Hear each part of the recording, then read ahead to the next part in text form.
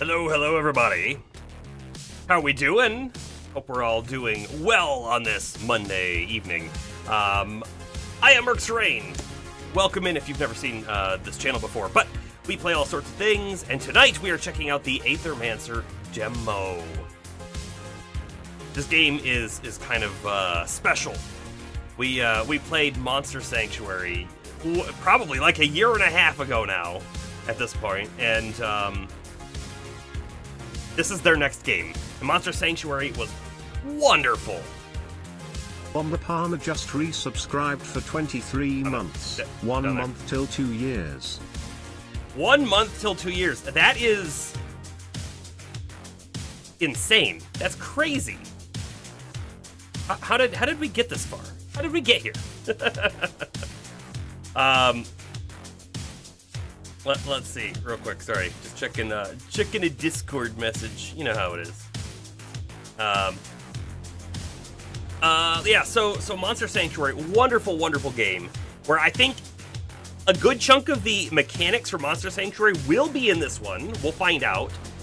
It's not a 2D platformer. Now it's an isometric kind of game. There might be platforming, but I don't know. I don't think that's going to be a big part of it if there is.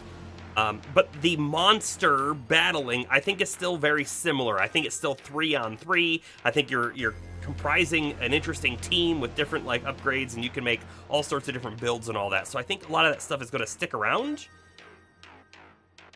And if it does, and they do it to the same degree as they did the first game, well, this one will be wonderful. If they do it even better, then it'll be phenomenal, right? Did I ever follow a preview of a board game crowdfunding campaign? Forget about it for a few months, and then all of a sudden get surprised with an email? Because that just happened.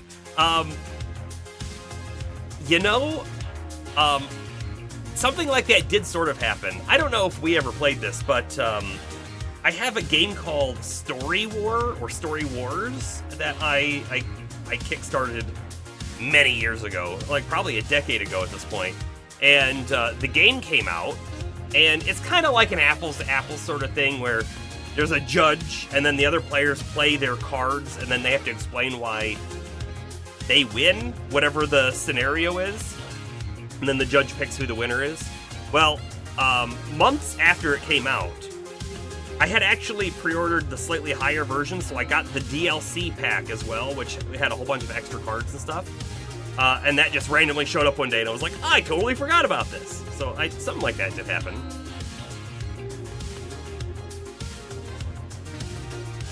Darth, you remember all the way back to when you first found me. And by the way, that was more than the 2 years ago. So the 2-year anniversary of the channel being affiliate is actually in April. It'll be like April 4th or 5th, right?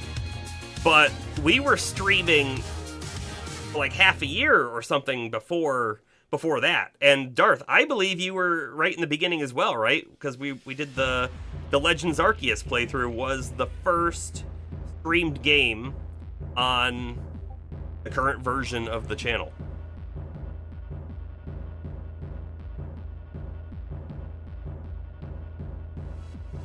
Yep. I did stream before that, but it was like 2018 or something, and it didn't last too long. You got a tabletop game from Aldi called Wrong Answers Only, but it's kind of apples to apples like. You get to write your own answers instead of picking cards. Oh, that's different, yeah. You know what's funny, Darth? I don't know if you were like legitimately on the first day of me streaming that game, but Bomber was actually here on the first day of me streaming that game. It's so wild. And then it's I think LP, who was here earlier, I think also was from that time as well. I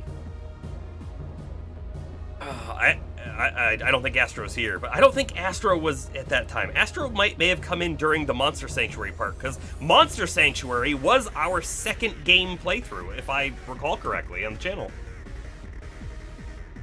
Yes, and then the brand new Legends game might be, or is probably this year. Do we have an actual date yet? I'm gonna be honest, I haven't followed it that closely. I'm excited for it. I'm gonna play it, but I haven't really been keeping up with it, if you will. We still have... Do I have my backlog open anywhere? I don't have the backlog open. But on the backlog, we still have the Pokemon Scarlet Violet DLC, which I'm still 100% planning. We might try to do that a little sooner than later. I definitely want to get that done with before the Legends game comes out. Just for reasons, right?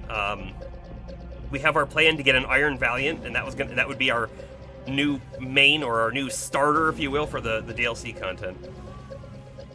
We don't have an on-point release date, but it's coming this year. Got it. So, if I had to guess, second half of the year probably then at that point.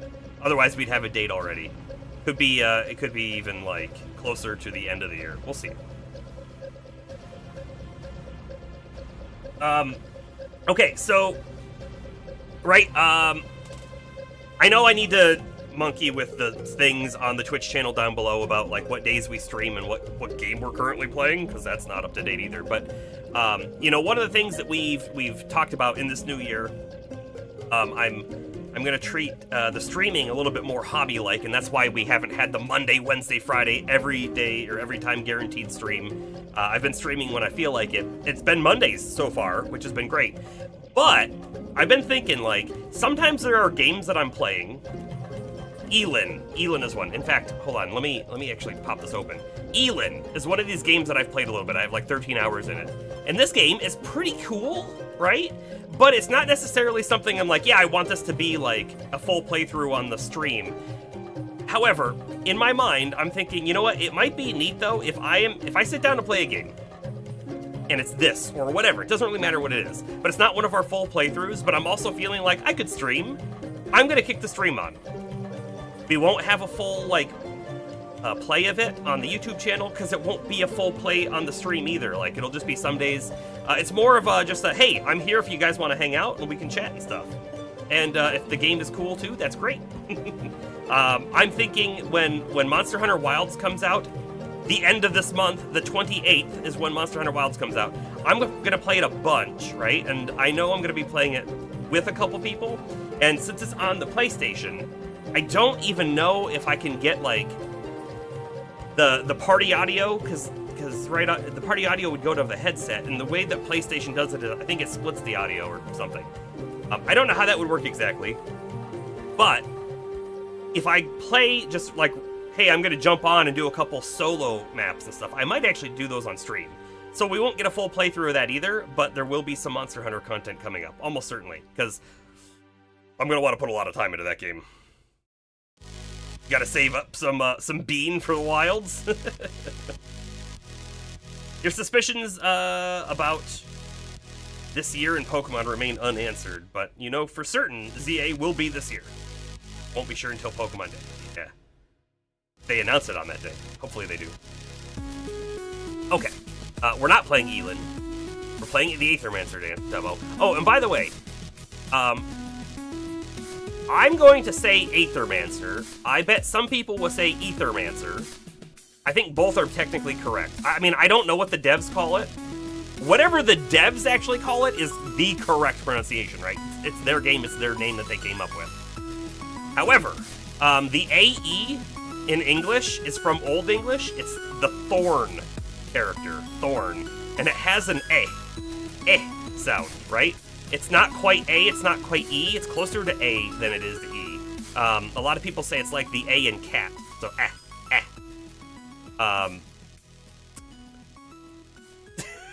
I know this because in programming, there is a, it's like a background script kind of thing that's called a daemon. D-A-E-M-O-N. A lot of people call it a demon, and that's also fine too. The reason why it's called that is because, specifically from the word daemon, which is where our word demon comes from. But before the whole like biblical demon things came about, the daemon was a background spirit that monkeyed with things and tampered with stuff. And in a background script running, in just kind of like in the background doing things, was called a daemon when first created in computer. Kind of neat. Darth, you got the NSO Plus, so you can do N64 titles. That's awesome. If you have, like, the extra money, This is a wonderful addition. I keep it in the plastic to keep the dust off of it, but this N64 Switch controller is just phenomenal for playing those gold games. It's just, I mean, I guess if you probably, I mean, I'm pretty sure, Darth, that you played all those games on the 64 back in the day, but I feel like even if you didn't play it, the 64 controller is the way that those games were meant to be played. However, I'm sure they work just fine on the normal Switch controllers, too. There is a bit of nostalgia for me on that controller, so I had to get it. That being said, you know, we haven't done the N64 Nostalgia Night in quite a while either. I would like to keep doing that as well, I just don't know when. But anyways, I think that's enough talky talk. Let's go ahead and see what this game is going to be all about. I'm currently just using mouse and keyboard. But I will say, we might switch over to a controller, depending on what the controls are like.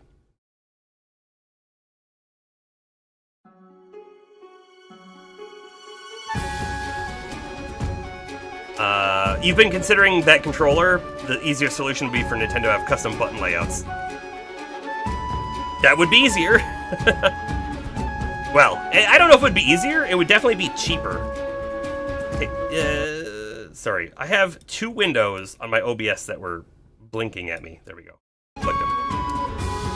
You can help by sharing your game data. You know, I typically don't do this stuff, but I am actually going to share the game data with them. Which monsters are popular, which skill choices overperform or underperform. Yeah, that's fine. I couldn't click it. I had to use the keyboard, which means I might want my controller. So we'll get that going right now. Welcome to Aethermancer. You are ready to go on your first adventure in the Fractured Ruins. This is a compressed demo experience of Aethermancer. Your goal is to reach and beat the boss of the second biome. Please keep in mind that the game is still being developed. We're adding content, features, and crushing bugs. As a community-driven project, your opinion is much appreciated, so if you have feedback or encounter bugs, let us know on Discord, the Steam forums, or via in-game bug reporting F9. Good luck, and enjoy your adventure. And, Anton, Dennis, and the rest of the team. Yeah, nicely animated sprites. They have great art. They did before as well, so... quick, just look at the... Oh, you can skip the tutorial, so if you want to do, like, multiple playthroughs and try different monsters out, sounds like they'll make it easy. It does appear that, controller is preferred. Audio seems really good at 100%, doesn't it? Because they have stuff turned down anyways. If anything, I'm going to turn the music down just a tad. No, I like it where it is. Use headphones. I've got headphones on.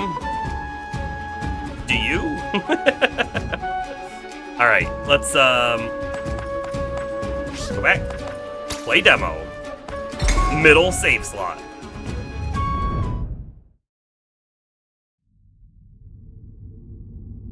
Excited. I'm excited. Oh, by the way, I have a blanket on the back of my chair. Hopefully that doesn't bother anyone.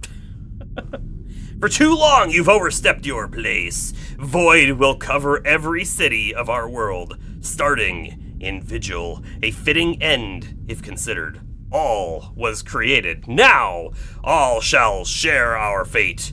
First, the Fractured Ruins, then all Terra stay. Then you, Mithras, Syrinx.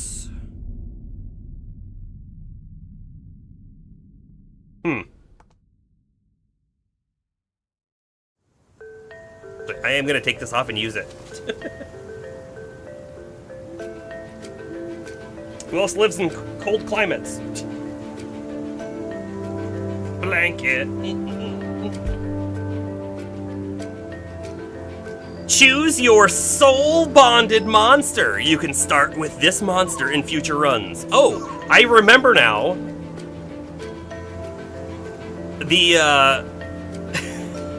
The first monster that we picked in the last game, we named Palmer.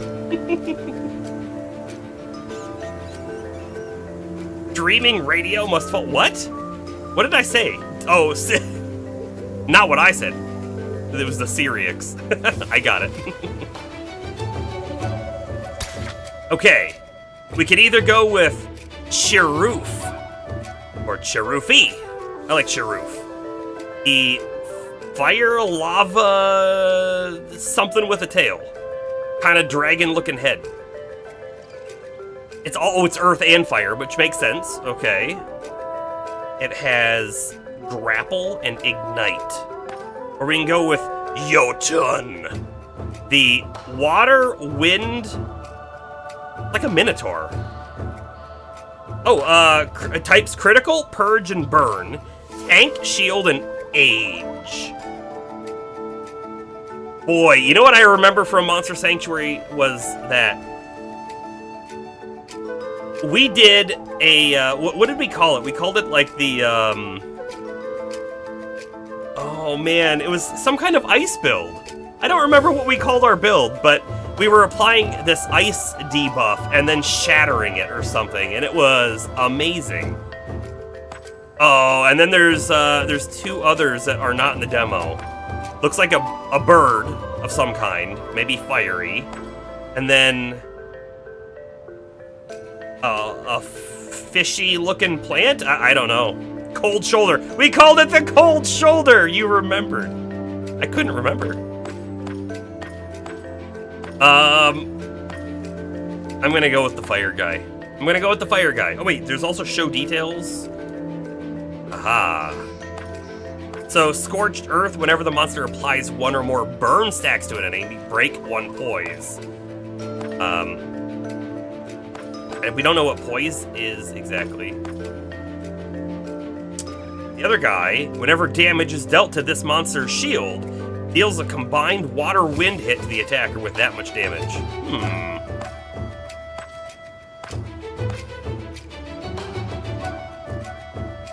You're guessing fire, wind, and water, earth, the other two? Probably good guesses. Last one looks like some kind of OG mermaid-like thing. Or just kind of a mermaid. It's funny, I read of and OG at the same time somehow. And then I was actually thinking, wait, do OG mermaids look different than what a current day mermaid does? Alright, yeah. We're gonna go with Chiroof.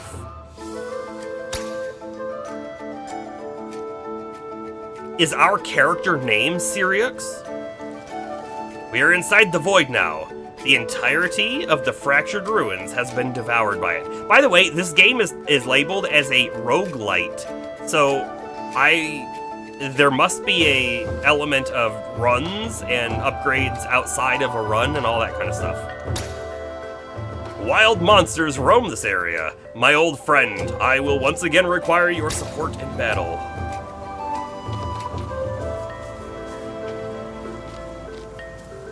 Okay, none of the face buttons do anything at the moment. Right analog stick doesn't do anything. None of my other buttons do anything, just movement. At the moment. I can interact, sort of. This tent appears to be rather new, which means there are people actually living in the void, and they call me mad.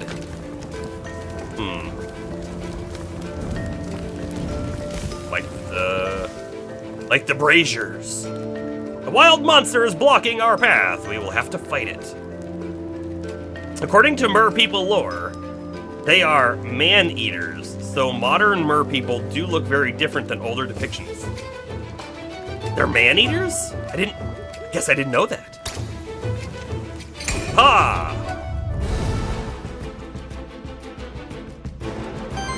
Okay, monsters can use different actions in combat. Most actions cost Aether to be used. There are 4 different elements of Aether: fire, earth, water, and wind. You currently do not have much Aether, so your only option is to use your monster's basic attack, which can always be used to generate additional Aether based on your monster's elements. That's a new and interesting, neat mechanic.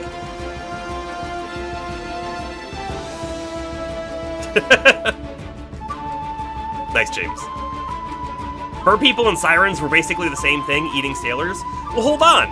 didn't a siren originally have the form of something bird-like? I thought sirens were originally bird-like and then were changed later to be more water-based. But I thought they were like birds who had landed on a rock, and that's where they sang, out in the water. Get the sailors.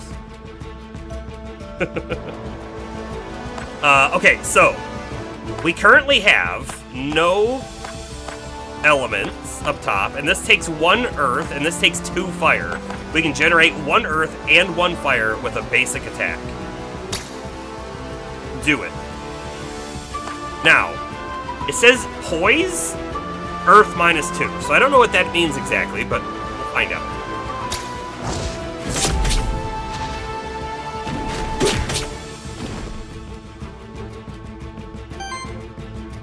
Every enemy has a poise weakness. The color of the diamond icon next to their health bar corresponds to the element that they are weak to. Attack those enemies with enough hits of that element and they will be staggered. Oh. A staggered enemy skips its next action, and all damage against it increased by 50%. Try it out. You have enough Aether now to stagger your enemy. I do I? You named your daughter after German siren folklore? I love it. So I guess I'm a little confused. It says that we have enough to stagger it now. Oh, okay, I understand. We only have 1 earth element right now. But this looks like it does 2 attacks. It looks like 2 attacks at 3 damage each against the target. So those 2 attacks will probably eat both of the things.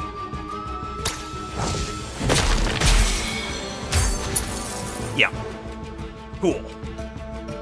And that also got us another earth element. Now look at this though. We can also see that this won't kill it. But this will. So we're going to use our fire.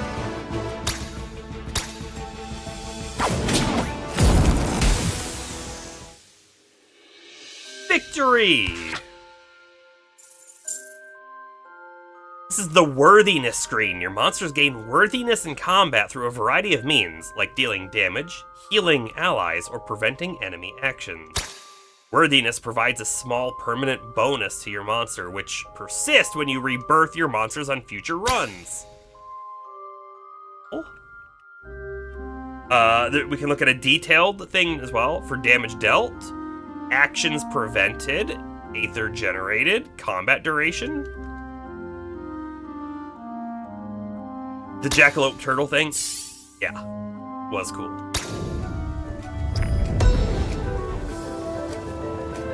Can I go in the woods? No. Loot drop, rare. You gained belt rare equipment. On interrupt, 75% chance to apply power to self. Increases damage of burn against enemies. Well, that's wonderful. Grants each hit a 10% chance to land a critical hit. Yeah, let's put that on you. Increases damage of burn, which he can do burn.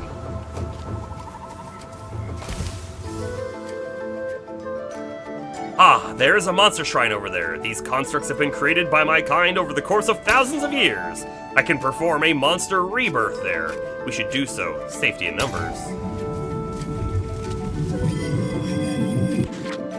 Monster Rebirth allows you to add a new monster to your party. You only require a monster's soul to do so. Each monster shrine may only be used once. You start each run with a random soul in your inventory, and each monster shrine has 2 random souls that can be reborn there for free. You may only find and use souls of monsters that you already have a memento of. A memento is an object that represents an Aethermancer's bond to a monster. You may craft mementos of new monsters by by using the Aethermancer's capture action on them in combat. Alright, so these are all free for us right now. These are the ones saved for free. Using soul from memento, so we don't have that one.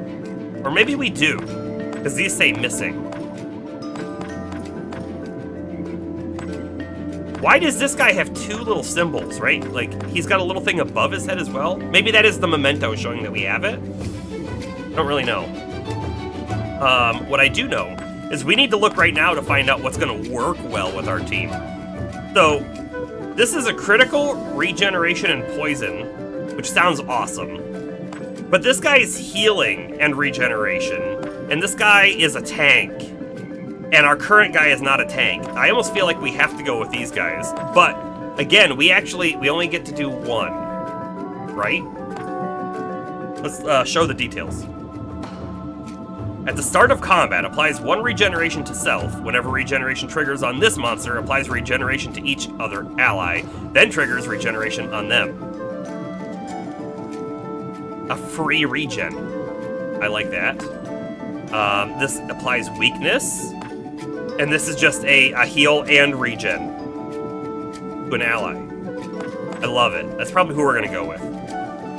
The slime, putrid odor. Applies poison to self. Whenever poison triggers on this monster, enemies also take damage from it. That is a weird and cool ability. Very weird, very cool though. This is a poison to an enemy. Heals all allies, applies 2 poison to all allies. I don't like that though. If you had a team that was all of these oozes, though, that might be awesome. And then finally, this dude applies poison on a crit. Monster gains 2% crit chance for every poison stack on enemy. Wow, I feel like we're already seeing synergies, right, between the ooze guy and the Tatzelworm.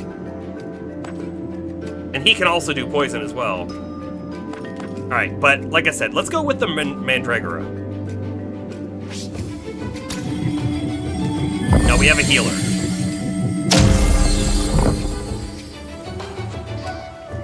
We also have different elements off of that guy as well, which is going to be important, right?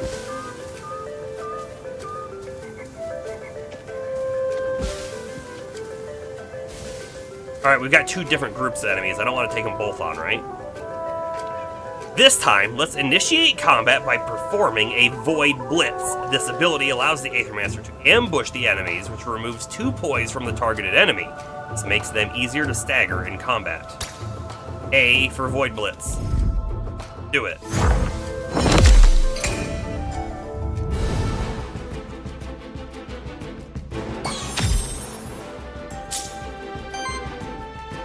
The Void Blitz isn't the Aethermancer's only ability. The Aethermancer may also use certain actions in combat, such as the capture action and artifacts. Artifacts are special items that you can use in combat. Each artifact has a certain number of charges, which are refreshed whenever you get to a rest site. So you don't have to worry about losing them when you use them. So those are down here. Capture. Craft a memento of the target staggered monster. You have to stagger it. If it's not already owned, you can capture its soul. Consume 1 blank memento. We have 1.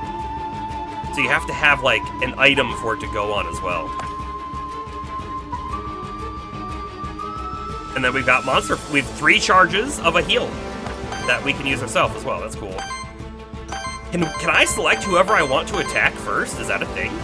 Also, can I see the enemies? Right? Like, we want to be able to look at enemies and see what they are if we decide we want to capture one.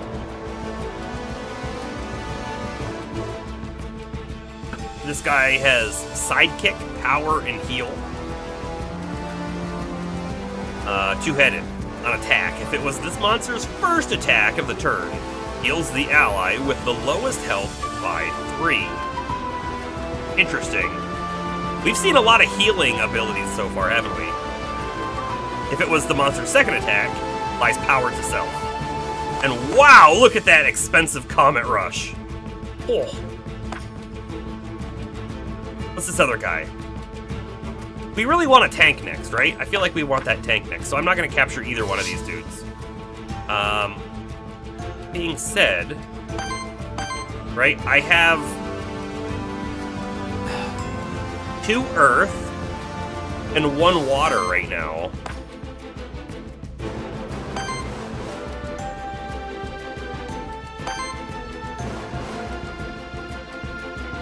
So I feel like let's go ahead and pop this spore on the bottom guy, give him weakness, and then the next turn we'll use grapple on the bottom guy and he should take more damage from it, right? I think so.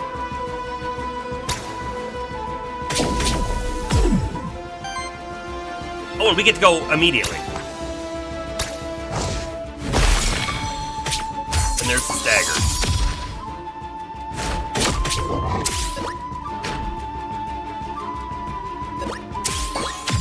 Okay, and there we go. So we got a heal off on our guy, and it spread to the other one. These guys did an amazing job. I mean, this is like the first part of the game, and we're already like, oh, look at these cool synergies and the way moves are going to work together and everything. Their last game was all about that, and they've clearly expanded upon it. Okay, so let's kill this dude. And then, you know, we don't have anyone who can do green attacks, so the top guy we're not going to be able to stagger. But we'll be able to hit him pretty hard with this ignite if we gain some fire. So I'm going to start off, I think, with our spore again to kill the bottom dude.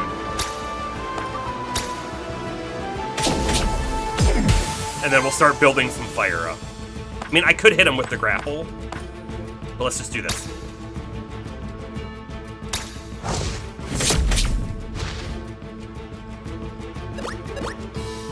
Heal himself. Alright, I think I might want to do the spore to get the weakness on him first, right?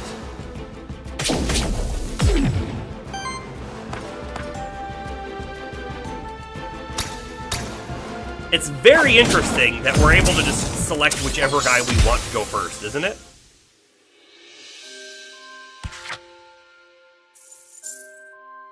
Could we do that in Monster Sanctuary? It's been so long since I played it now. Level up! New trait? Oh, wonderful! We can, like, build our characters differently every time we play? Alright, cruelty. At the start of combat, and whenever an enemy is staggered, apply 1 force to self. Force turns each hit into a critical hit, which deals 50% more damage, rounded up, and plus 1 poise damage. Or, on every 3 crits, we generate Wild Aether, which is just more mana, basically, right? Or, on Interrupt, deal 6 fire wind damage hit to that enemy. Triggers when an enemy action is interrupted. Actions get interrupted when the enemy is staggered, killed, or when the enemy lacks the Aether required to pay for the actions lost. I feel like this is situational. It may happen, it may not happen. This is going to happen, but there are random chances you have to be hitting crits. This guy is a crit guy, but we don't know how often that's going to happen. Or we take cruelty, and we're guaranteed at the start of combat, and whenever an enemy is staggered, that we get a force, which becomes a crit hit. It's like guaranteed.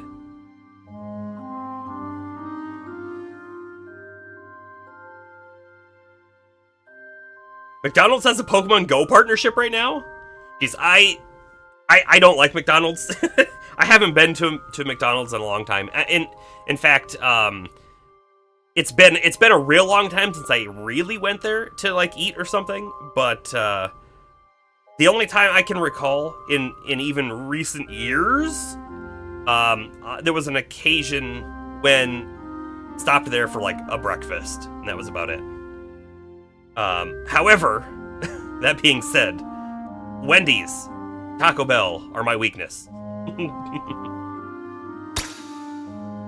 Okay, we're going with the force move. Wait, is the other guy completely gone? I was expecting to fight both of them. I gain a scepter. At the end of your turn, apply 1 temporary power and heal self for 3. Converts the first Aether generated by this monster each turn into wild Aether. Bomber, you go to Chick-fil-A and Burger King every now and again. I go to Burger King very rarely. But I do actually quite like it, but it's very rare that I go there. Chick-fil-A, on the other hand, I'm not a huge fan of. I don't go there. I had their stuff a couple times, and I was like, so we don't go there anymore. Burger King, you go to far more, but it's on the other side of town. Takes you a while. Growing up, my parents had a shop, right? And next door was a Burger King. So as a kid, I ate there a lot because it was right there. I guess I'm gonna put this on this. I'm a little worried and concerned about the wild Aether. Applies at the end of your turn, applies 1 temporary power and heals self for, oh, it changes based on who it's on. Look at that. And then heals self. So it's like a nice, Mandragora already has healing. And I don't know what happens if you scrap it. So I'd rather have the upgrade than scrap it. But I'm concerned about that wild Aether because it might turn into something we can't use, right? But we'll try it. We'll see what happens. Also, I saw that this was an interact. A colossal sword that must have been carried by a colossal human or monster kid. If not something even bigger. Interesting. Wade jump? Huh. You are up at a height now. You can use the void dash to dash between cliffs. Try it out here by dashing to the other cliff. Press shift plus direction to dash. How do I push shift a controller? I'm pushing buttons. Oh! Looks like it's just the B button. Now, hold on. Before I do any of that, if I just push X again, we jump down.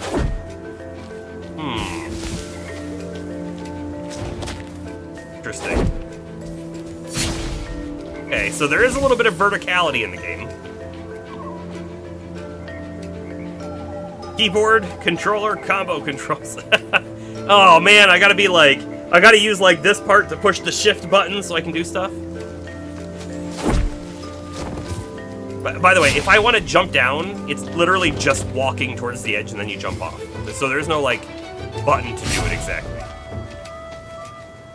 And it doesn't look like these do anything if you're on the same level as they are.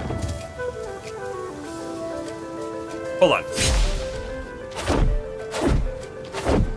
I was trying to see if I could go over this wall.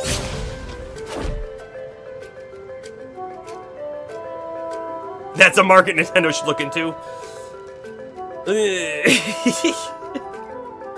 They definitely go out there sometimes with their controllers. That would be something. Now, legitimately, wouldn't it be cool if they came out with a controller that like had some kind of like feet attachment? So you're like doing stuff on your controller and you're also like stomping your feet. I know some people actually get like foot pedals for their computer, and that would be kind of neat to have. The Wii Fit board? You know, I never thought about it, but that they probably could have used that Wii Fit board for other games. I have one in a closet somewhere. Lily. A body made of Aether and a fellowship of beautiful little monsters. You must be an Aethermancer. I hope you're here to help us out and not cause more problems. I think she looks like a frog or lizard person. She does have a tail. Frogs don't typically have tails like that. I will try my best. Who is us? Sorry, rude of me not to introduce myself. I'm Lily, resident witch of Pilgrim's Rest. You should come visit sometime. It's beautiful when there isn't a void threatening to swallow it whole. Perhaps I will. My name is Sirius. Do you think it's Sirius, or do you think it's Siriux? Siriux? I'm gonna say Sirius. That is the easiest thing to say.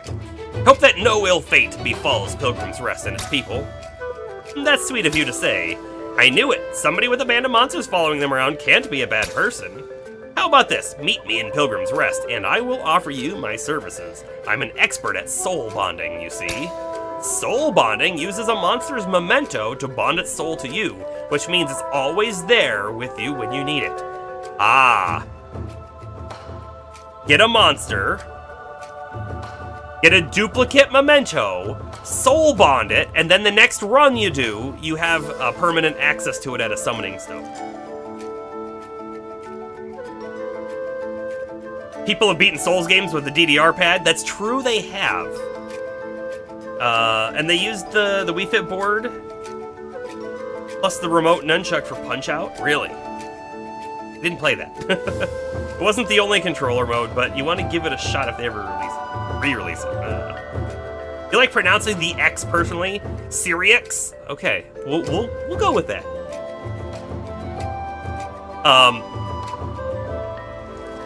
You know, there's a third party. Is that even the right thing? There's a spin-off game, not a spin-off game. There's a DDR clone that's called, like, is it Stepmania? I don't think it's Stepmania. It might be Stepmania. There is a DDR clone that is completely open source, which means it's, like, free. And people, like, put their own music and people create their own combinations for your feet and everything. And I tried it, because I have an old DDR pad, for, like, the Xbox 360. And I tried it, but like my computer wouldn't recognize the pad, and I couldn't get it to work. That was quite a few years ago at this point, but I'm still a little disappointed by it because DDR is a really good workout if you have ever seriously played it. So whenever I go into the void anew, it's there at my side if I choose it. That could be useful indeed. Exactly! Also, I can help you out whenever we run across each other in the void. Here, let me use some of this magic powder to bestow a small boon to your monsters. Look! You leveled up the Mandragora. Regenerated Prime. When regeneration triggers on an ally with full health, applies power to them. Oh, I love that! Oh, you're fully healed? How about you become stronger? Ethereal Regeneration. For every 3 consumed regeneration stacks, generate 1 random Aether.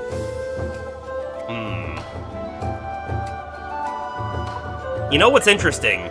We have the staff now, which also adds regeneration, so this might trigger far more often because of that. Ascension. For every 100 healing of your allies, apply 2 power to each ally. This one feels like something that would only proc every, like, few battles, not every battle. Whereas this one could be every battle.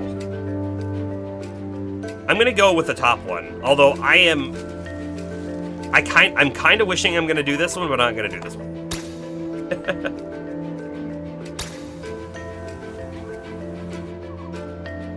Hope I could help you and your monsters out. By the way, there's a shiny spot. Money! Oh boy, this game's amazing. There's money. That object is surrounded by aether particles. It must contain some hidden power. Awaken the void. I can make use of that power if I act wisely.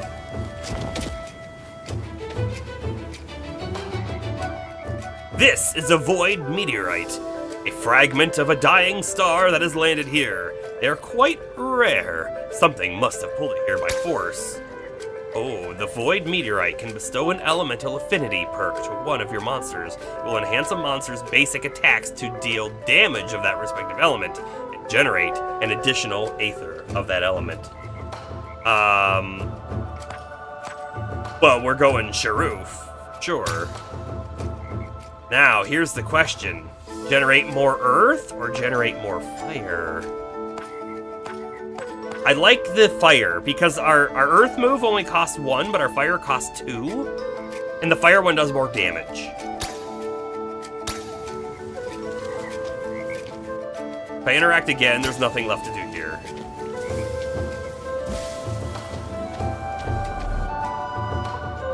These branching paths lead deeper into the void. I can sense that each path will take me to a different zone, all part of the same biome, but with a different fate in store for me. This is but the beginning of my journey towards the core of the void. I wish I knew what these symbols meant. This looks like the summoning sigil, does it not?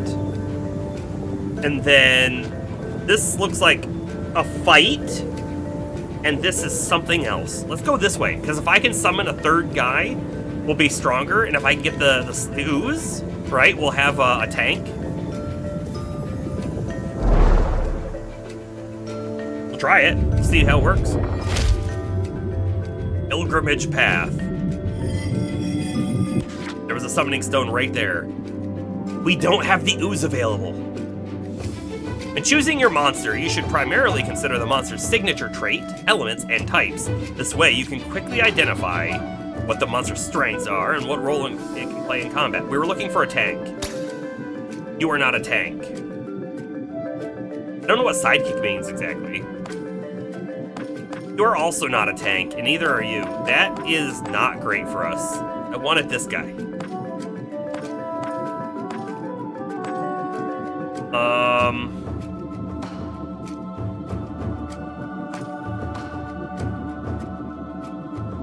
Well, let's consider the elements, fire and water. We have both fire and water covered, right? Because we've got water here, we've got fire on our other guy. But this is water and wind, so wind is new. This monster can copy the last two enemy actions and use them once. When a copied action purges the same amount of Aether, okay. Got Bubble Trick, and applies Sidekick to self. We don't know what Sidekick actually does.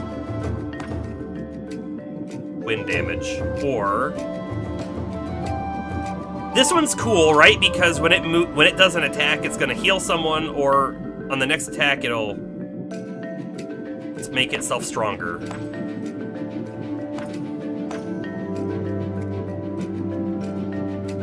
But I kind of hate that it's fire and water. This guy has sidekick damage +1, and this guy has crit chance +25%.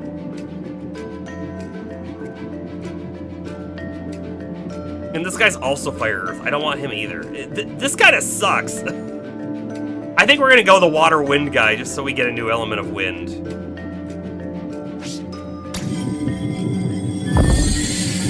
Even though I wanted to ooze.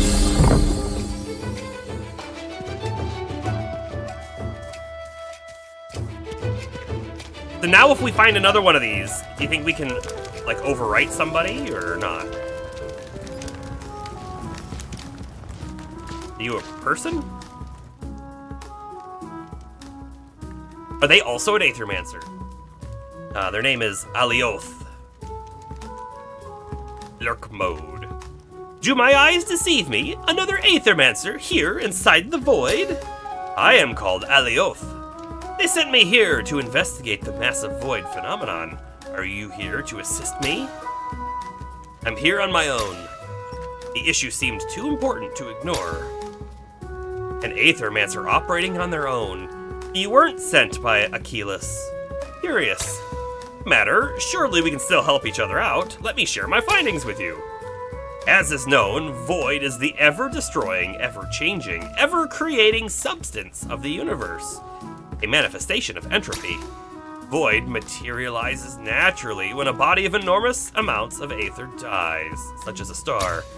Nobody knows then why an unprecedented amount of void would appear on Terraste, fractured ruins of all places. In my brief time here, I have come to two conclusions regarding the massive void phenomenon. One, it is growing at a slow but steady, inevitable pace, which means it will eventually devour all of Terraste, theoretically speaking. Two, its central point is at the center of the former holy city Vigil, beyond the fractured ruins. So if there is a point of origin to the massive void phenomenon, that is it. Beyond the fractured ruins, the center of Vigil. Thanks, I'll be heading there right away. Should you fail in your quest, your body will rematerialize at the stone circle next to that village outside of the void. Good as new. Your monsters will be quite dead, however. Before you leave, I take it you're proficient with artifacts, aren't you? In that case, I believe I can help you out with my magic. Let me see what I have for you. A strangely shaped ore chunk hovers in the air above Alioth's hand. This is Aetheryl ore, a metal infused with aether, commonly believed to be extremely rare. Much more common within the void, however. I could split the ore in two, forming two artifacts, one for you, one for me. You can have first pick if you like. Do you split the ore? Refuse and gain money. No, we'll take the artifact. Oh, the monsters die? Seems like it. Behold, the product of the ethereal ore that was torn asunder, never to be remade anew. The Hourglass of Undoing heals all allies for 5, cleanses 5 corruption, charges 2. We don't know what corruption is yet. The Aethermancer Whip. 2 by 2 damage against target enemy, steals 1 enemy Aether. These seem like this could be like a free extra attack, which could really save us. Although this one's healing and corruption cleansing. If we knew corruption reduces a monster's starting health in combat. If we knew how corruption is applied, we might want this one, but I'm gonna go with the whip. I don't know. Gained the whip. Because it also steals Aether, which means they have less moves they can use and we have more. I'll just rest here for a while before I continue my treacherous expedition. You do that.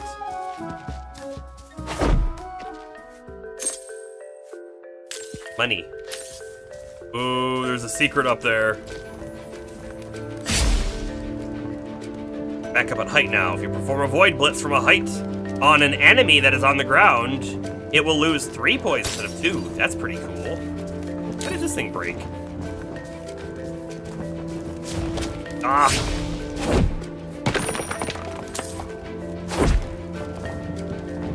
Equip item? I don't think we have to equip it. I have a feeling we just have it. Yeah, it's just listed in our artifacts. I think we're good.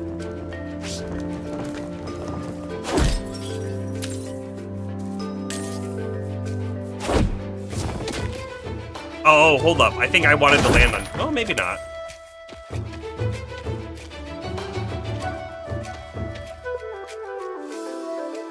This collection of statues is likely related to a local monsterkin tradition.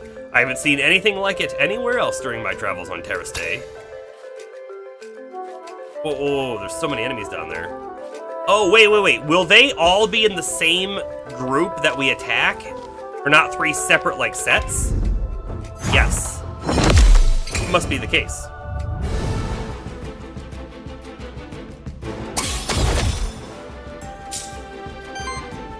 You're fighting an ooze! Its signature trait can be tricky to fight against, as it can deal increasing amounts of damage to your whole party if left unchecked. You can inspect your enemies, right. We figured that out already, and this is what we wanted, right? Putrid Odor applies poison to self, and then whenever poison triggers, enemies take damage. It's amazing, really. I want to take it out. Like, ASAP, I think. So let's do Spore to get weakness on it. Oh, I can't. We don't have the magic.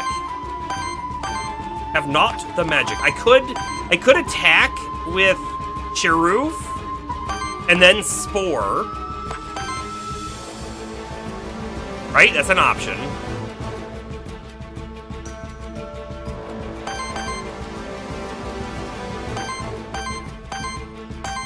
For whatever reason, we've started with 2 Aether already, so I could do this move on the back dude and get him started.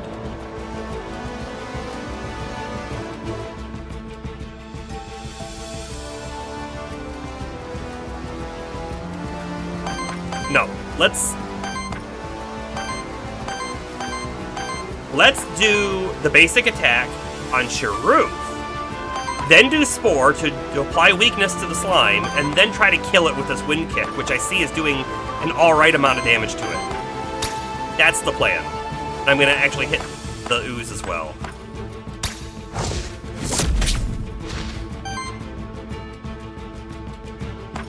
Okay, spore. Right there. Staggered. With weakness. It will not kill it. But I could whip. I still don't think that's enough to kill it. But I'm gonna whip anyways. Let's see how it works. Yeah, bam. Oh, and we even stole another earth element. I do like that. Oh, and did we crit?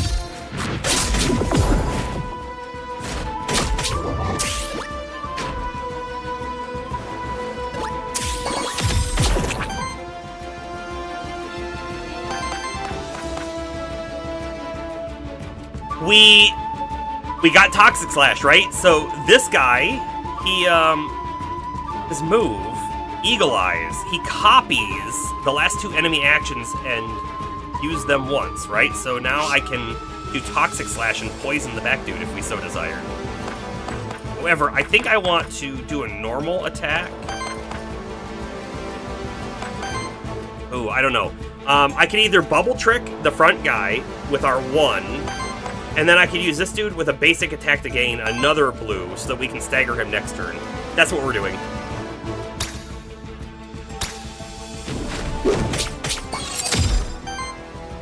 Yup, that's exactly what we're doing. So now we need that water to come back.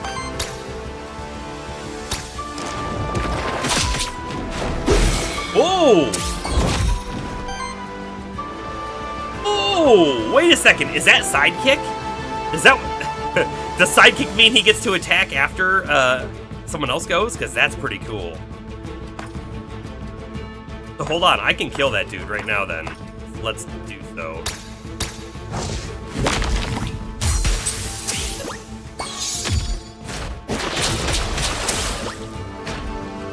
Now then, all of our Aether that we have collected, I wonder if that, like, sticks around. So after this fight, if that's how much we start the next fight with. Which could mean there are reasons why we don't want to just go all out, you know? Beware, at least one of your enemies is going to reset their poise in this turn. Part of their reset action. Apart from resetting their poise, reset actions generate 1 random Aether and trigger an additional effect based on the individual monster. Enemies use reset actions the turn after they were staggered, or when enough turns pass in combat without them getting staggered. Which means I don't want to do any wind damage to him this turn, right? Because he's going to just reset.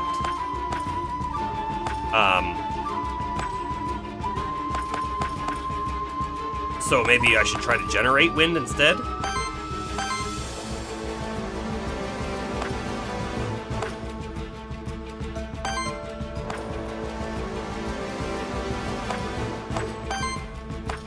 Or I just, like, weakness, poison.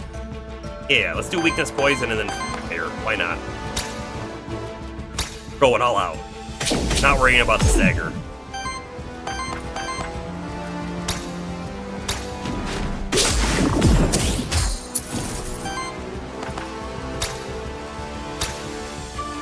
Three, 0, 1, 2, 3. Is what we might start the next fight with. We'll find out for sure.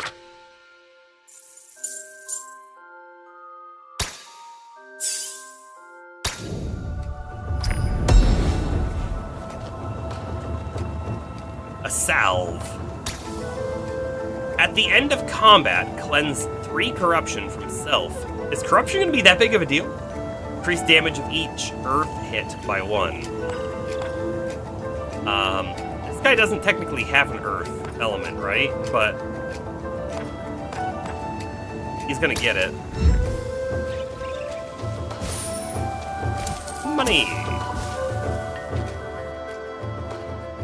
A soul altar, a crude altar crafted by the Monsterkin many centuries ago as a place of worship for the monster deities. Oh, release a random soul. A sacrifice is required for those who wish to use the soul altar's power. Should you accept, one of your spare souls will be chosen at random to be released to the void. You may then choose a temporary boon that will aid your monsters in the next 2 battles. I don't think I want to do that. Like, I know it's only the demo, and we're not going to have those things around afterwards, but I don't want to do that.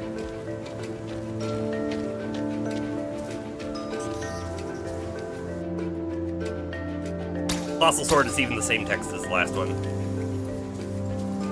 Before I void jump, just looking around. Okay. What is this thing? More enemies up there. There seems to be an Earth Elemental challenge here. You may send in one of the Earth monsters in your party to take on the Earth Elemental challenge. They have a 50% chance to succeed, and they may retry until they succeed the challenge. On success, the monster gains 1 XP and 100 worthiness. On failure, the monster is afflicted with 3 corruption.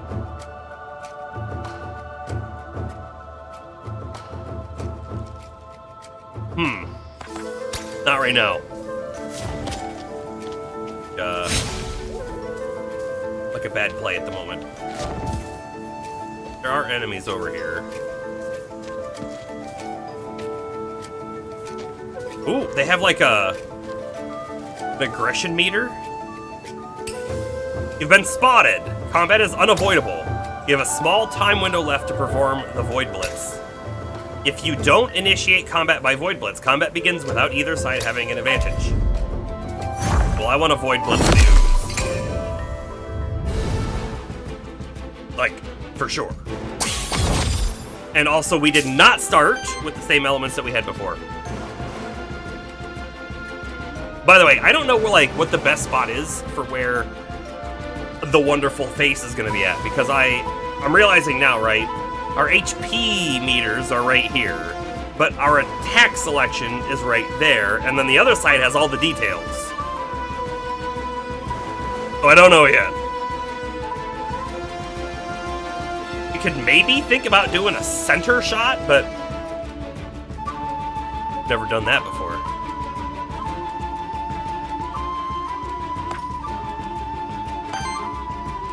Alright, I think we spore the ooze. Start.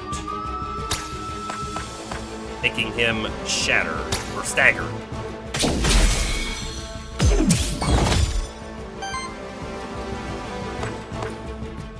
Don't have enough fire to beat. I could grapple, technically, right? Wait. Yeah, I could grapple. Or I could basic attack. And then down here on this dude,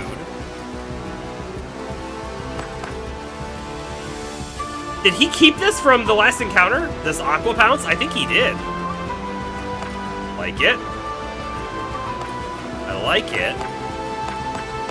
I think we're gonna do some basic attacks just to get our magic up. We'll focus the ooze.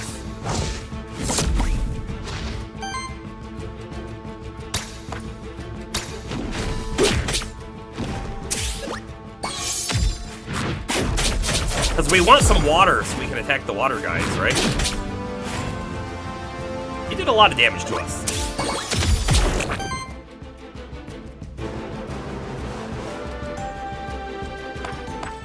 But I have enough fire right now to kill the ooze. Kind of curious what else we can do here. Yeah, we want to save our water attacks for the other dude. So let's kill him with fire.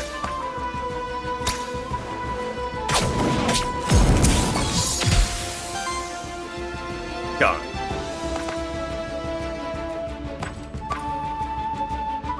Now, I think I might actually basic attack with this guy to build more water. Start with... You know, I don't know what those symbols mean yet above their heads. Let's diagnose that just a little bit. I think this dude is going to use a 2-cost fire move. Right? Hold on, so let's inspect. So he's gonna use Fire Claws. The other guy's just going to do a basic attack. Now, notice that they also have like a red arrow on the left side of the image. The one on the left is on the bottom, and the one on the right is in the middle. So does that mean that the one on the left is going to attack our bottom guy? Because I think that's what it means. And the one on the back is going to attack our middle guy? That's my suspicion. Well, we're going to go after you.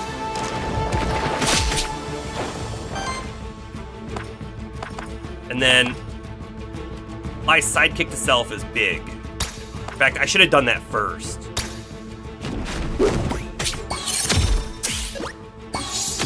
Because if we had done that first, they may have attacked this turn twice. And the enemy attacked the ones I thought they were going to as well.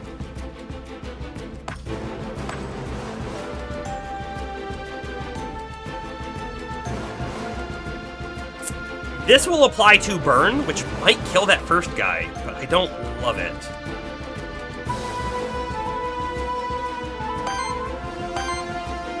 Will the sidekick go off? Really unsure.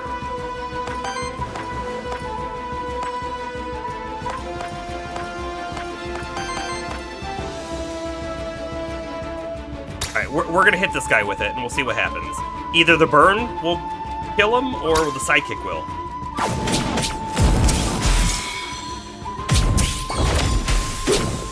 Sidekick went off and hit the other guy, which is even better, because I can stagger him right now.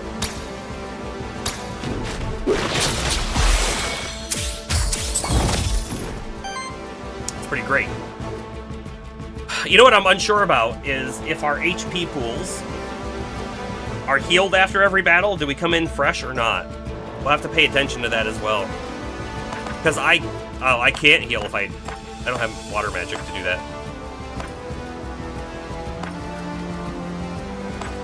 Sure, we'll just do this.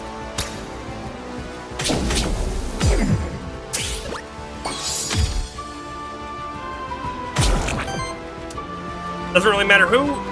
Somebody attack. Then we'll see if our HP is full in the next one or not.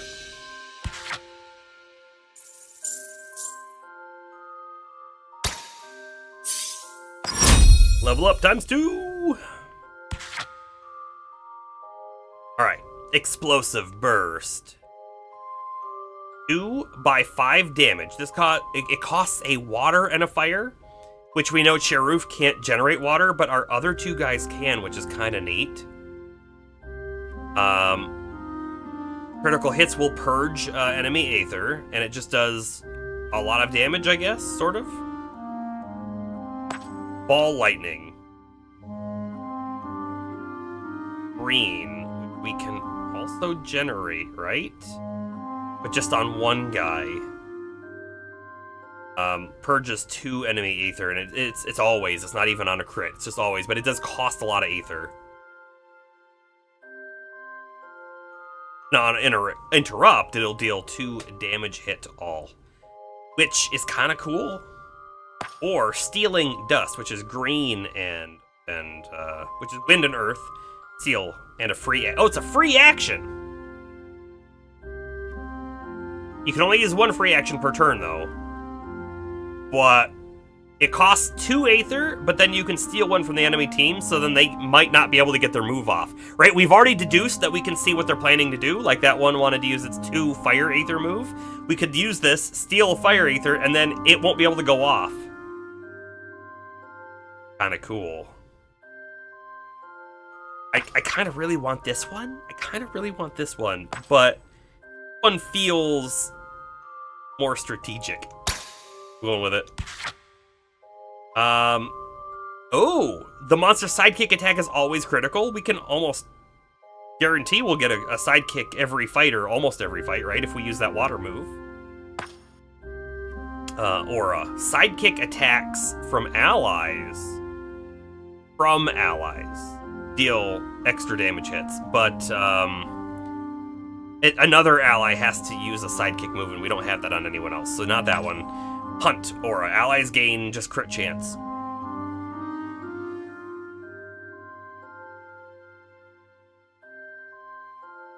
Auras don't stack, so that's good to know. But, like, our first guy is a crit guy. This will just give him extra chance to crit? That's kind of cool. I wonder what's better. The 15% chance across 3 guys, 15% chance added to each one. Not just 15 for each turn, but each enemy or each one of our monster's actions has this. Or a somewhat guaranteed crit on a sidekick attack. The extra poise damage is pretty good. I mean, we would get that here too. Huh.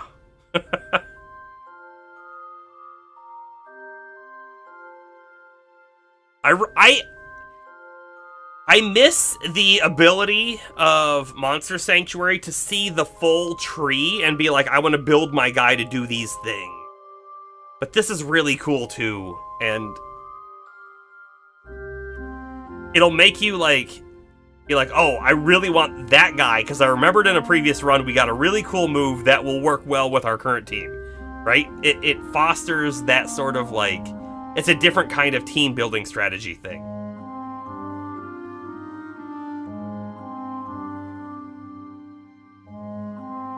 I feel like I have to go with this aura. It's gotta be the better option. I hope. Alright. Oh, we gained a soul! Nice.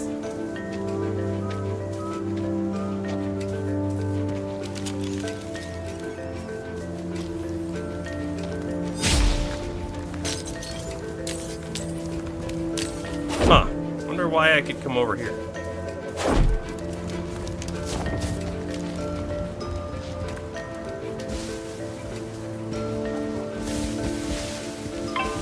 Boop, boop, boop, boop, boop, boop. I'd like to be able to see what we're up against so I can pick who I want to attack, you know? Or they're all the same. Might all be the same enemy. Oh, I can pick. We don't know what that guy is. We've never seen him. But we'll go ahead and get this guy here. Oh, we have seen him. I just couldn't tell what it was.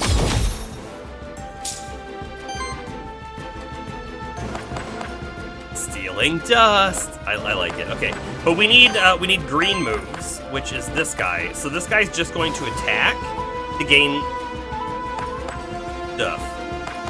Oh yeah, because we need 2. We only have 1 at the moment.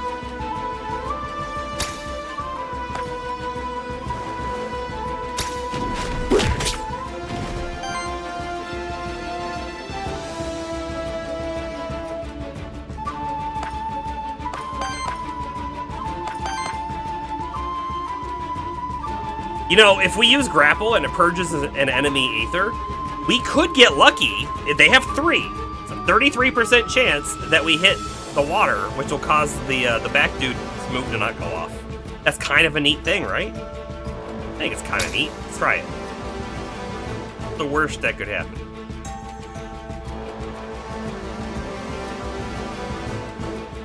You're in mod mode waiting. Alright, we'll see if you beat me. We got the water element! Okay, so here's what happened though. The bottom guy, he actually just reverted to attack. Just normal attack. I was kind of hoping it would waste his turn. Alright, Darth, have a good one. Hopefully you got a good stream coming up.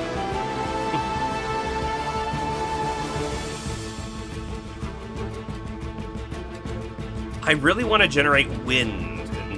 We can only do that on the bottom guy, so... Do I do this to generate more earth? Good for the top dude? Probably. Yeah, just normal attack, and I'm gonna even attack the top guy.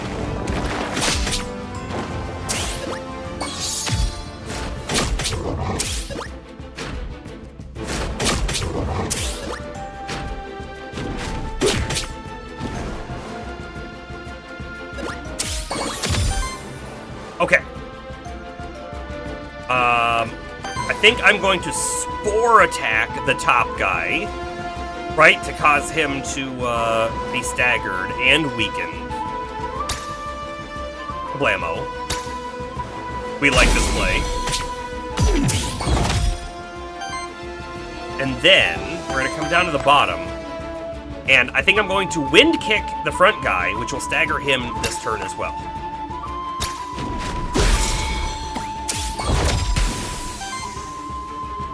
Their wings on a turtle shell? Oh yeah, they are, aren't they? You know, I wasn't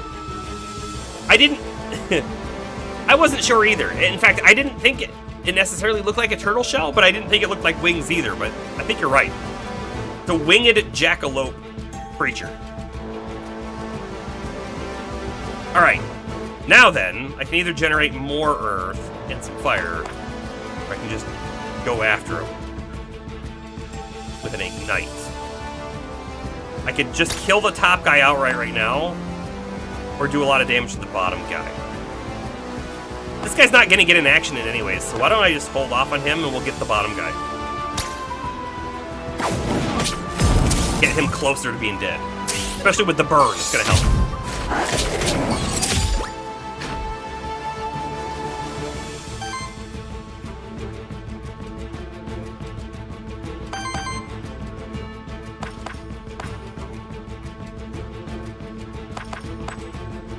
Let's go ahead and use a move that'll give us sidekick.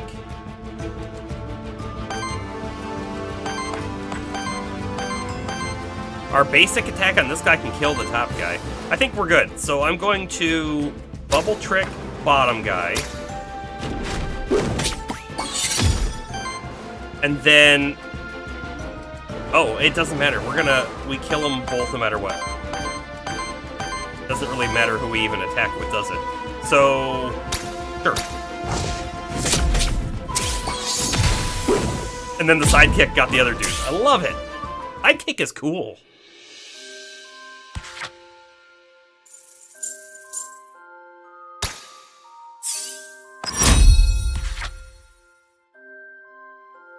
Blossoming Strike.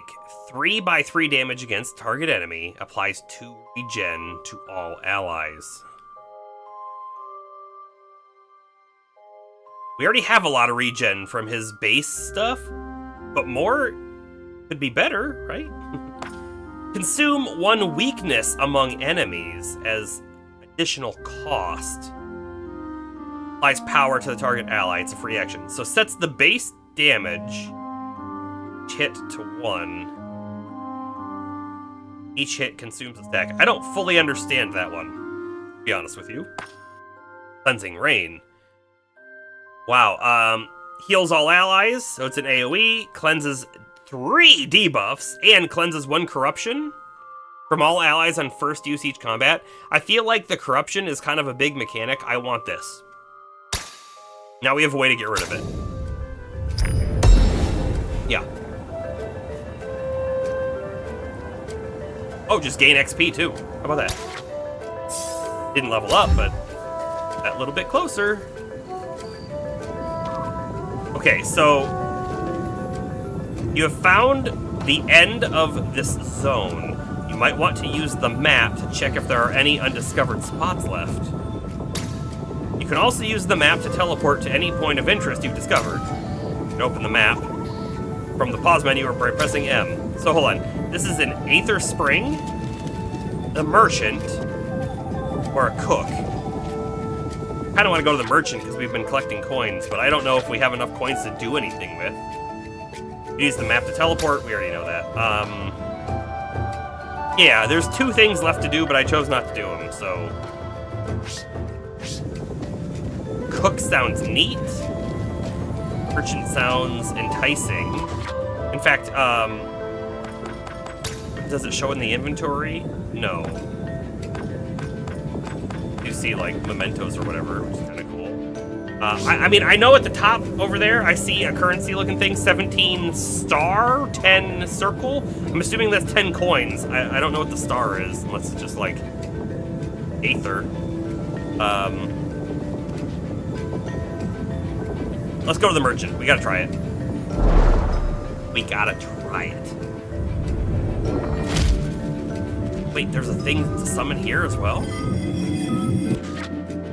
wasn't expecting that exactly. See, now I'm not sure.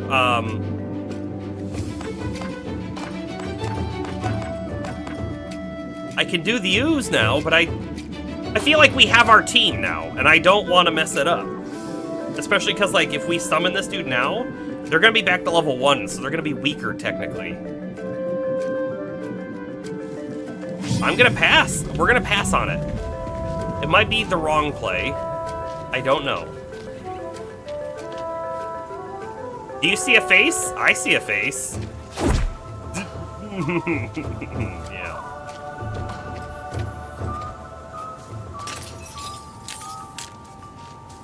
Here's our merchant. Hold on, before I talk to the merchant, let's explore just a tiny bit. We might find additional coins. Yeah.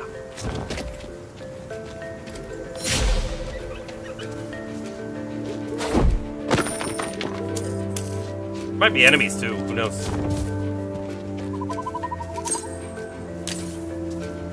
Pick up, there are some enemies. Let's talk to the merchant before we do the enemies, I guess. I don't know.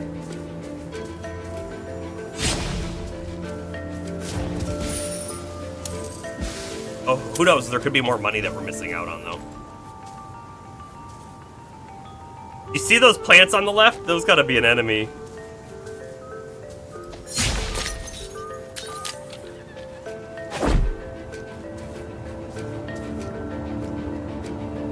Gained boots! Rare equipment!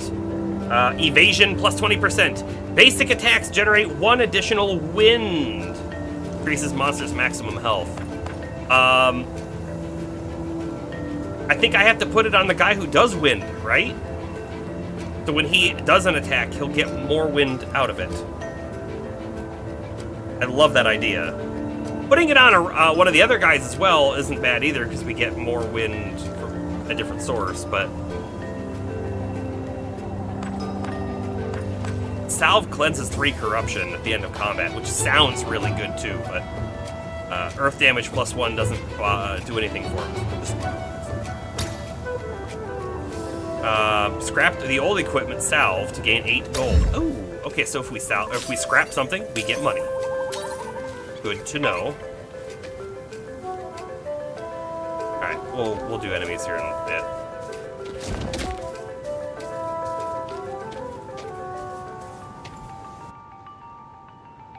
Interesting! Another Aethermancer! Who are you then, child of soul? You are familiar with my kind? That's unusual. My name is Syrix. Many things are known to us. Apologies, but who is us? And what are you doing here anyway? Why, this is our home! The Fractured Ruins. Is there a better place to be on Terrastay? And by us, I mean us. A humble trader living a simple and modest life. And his associate. Say hello, Sally. Sally looks like a bird. Thing. Are you aware you're inside of the void? Yes, the void. A natural part of our world, I'm afraid. Life and death, aether and void. With this chit-chat out of the way, perhaps you are interested in my wares. Care to buy anything? What are you buying? Oh, look, I can buy a salve. Hey, that's not... Oh. I was gonna say, it's cheaper than the one we just scrapped. We scrapped one for 8, but it's not the same stats. The one we scrapped was 3 corruption and earth damage up. This is 2 corruption and wind generator. So the same piece of gear can have different stuff on it. I love it. We have 27 coins right now as well. Yeah, and this salve is common and the other one was rare. Good call. We can also buy souls. Hey, that's kind of cheap as well.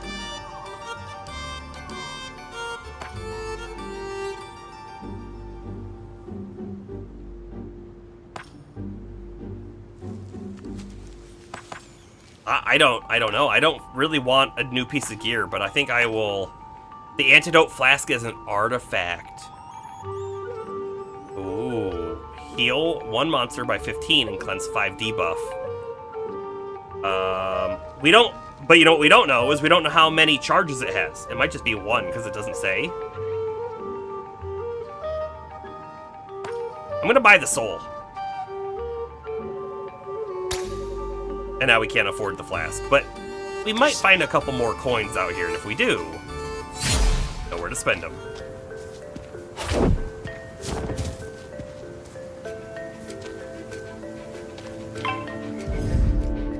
That guy's fire. I like it.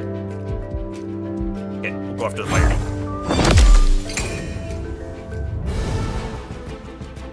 Round 1. Fight!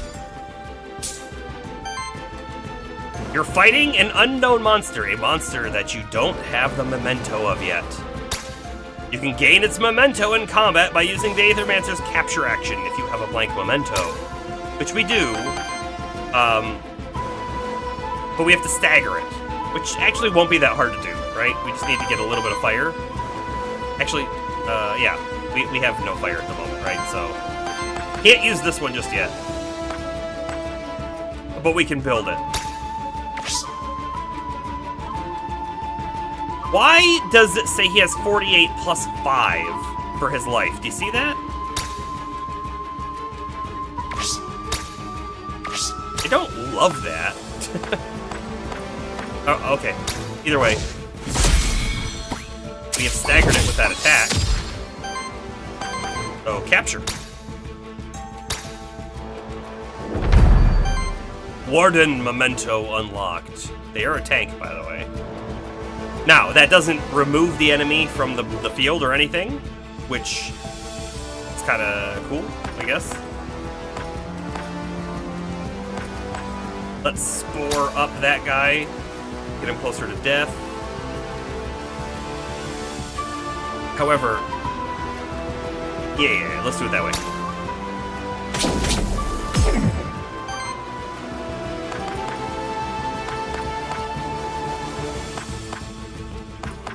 And then let's build our wind up, and some water up, I guess, technically, for the other two guys, by still attacking that first guy.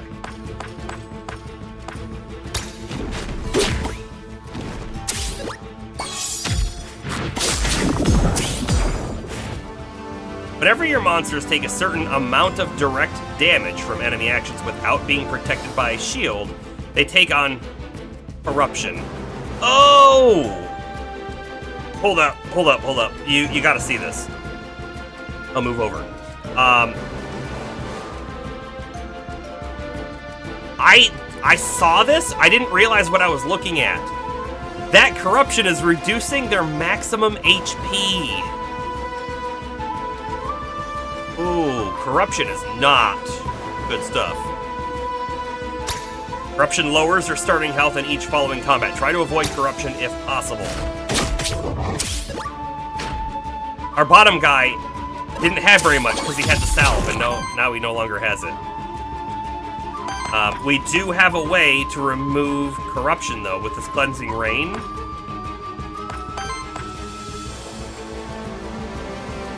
Keep that in mind.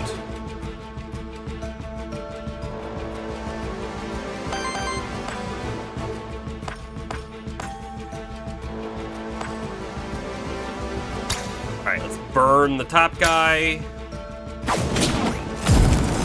Actually burns, so he might die from the burn. I'm just gonna leave burn. The other guys are gonna do something else here. In fact, I think we'll just build a little element, because we're gonna get a little water off of that too, and maybe I do cleansing rain. Just get rid of corruption a little bit. Could kill this guy. The burn probably doesn't proc until after he attacks. Maybe I should just kill him. Do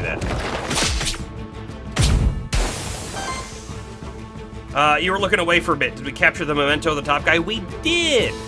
We did. In fact, can I see it here now? Yes, it's the Warden memento.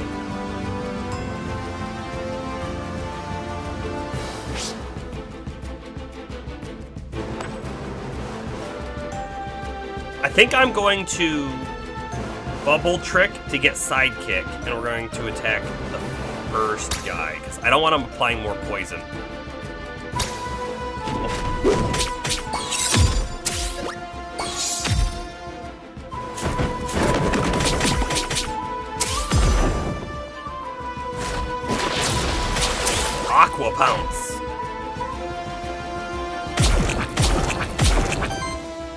Ouch. Okay, so now I can Cleansing Rain. Let's do that immediately. We'll heal everyone up, we'll remove the debuffs, which is poison, and we'll get a little bit of corruption gone.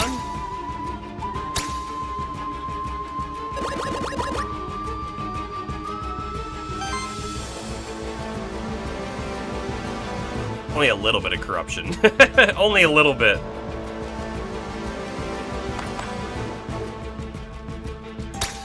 We'll attack the first dude, and hopefully our sidekick hits him then next and does a little bit of water damage. Sure did, and staggered him. Just wonderful news. And now I will use... No, I won't use Wind Kick, because if I do it, he's going to get all of his poise back next turn. So, just a normal attack, I guess.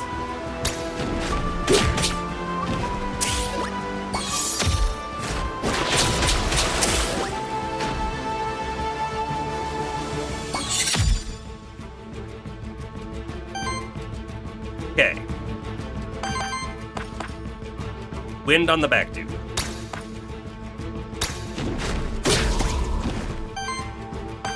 Normal attack on the front dude, kill him and gain some water.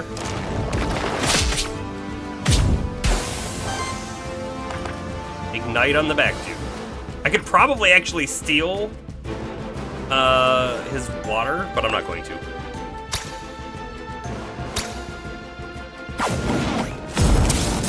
We win. We win. Okay, so corruption is bad news. Really bad news, and I feel like I wouldn't have gotten rid of that salve had I realized. Let's see. Jewel Cutter, damage against target enemy. It's four hits. Critical hits deal 4 additional damage as well. Drown, which is also 4 hits, and purges 2 of their Aether. So much water. This is a lot of grass, but, you know, our air, water, sorry, wind. Wind is easy to generate, and earth is very easy to generate. So I don't mind this one. This is a free action to apply Sidekick, which is kind of cool too, but I think I really want to go with this one. Not going to be that hard to trigger. 4 hits, so I feel like we'll be able to break people's shields quicker. Especially if it's especially if it does earth and wind damage at the same time with one attack.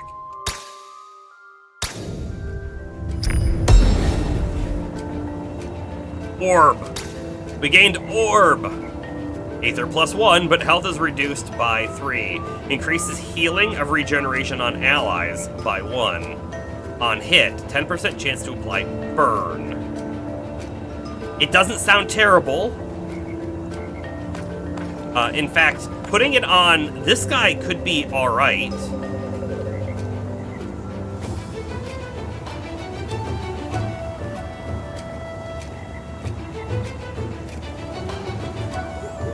But it increases the healing of regen on allies. We do regen. This one's giving temporary power and then heals self. Just gonna scrap it. We're just gonna scrap it.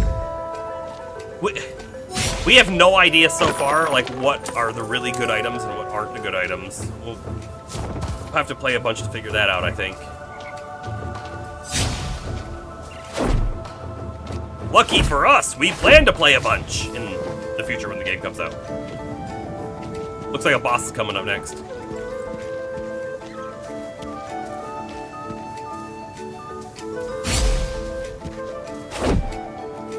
Okay.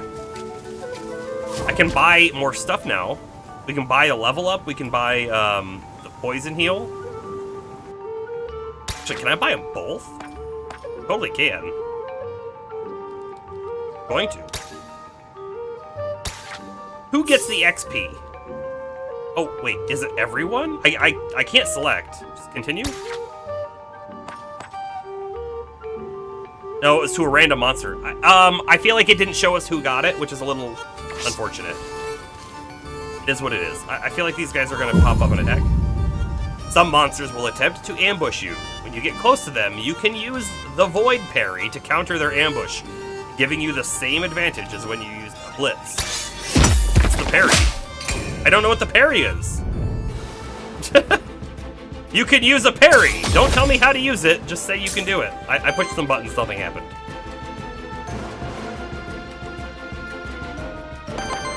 Okay, I have a fire move down here on this guy, but we don't have enough fire to use it. I don't have enough... you know what? I'm a little confused here. I don't have enough fire to use this move. Oh, because I need 3. I'm a little confused. Don't I technically only have 1 right now? Why does it look like I can use this?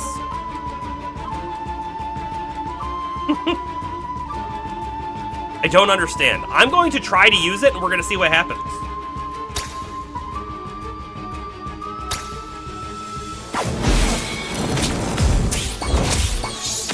Like, it went off, but I don't understand why.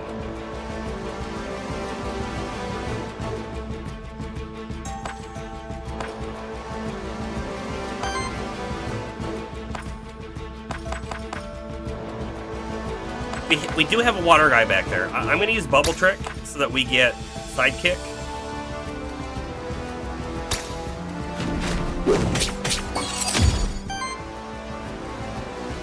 And then I think I'm going to attack that back guy again so Sidekick hits him one more time. And I think does another water damage. Yeah, I might do Spore. Give him the weakness.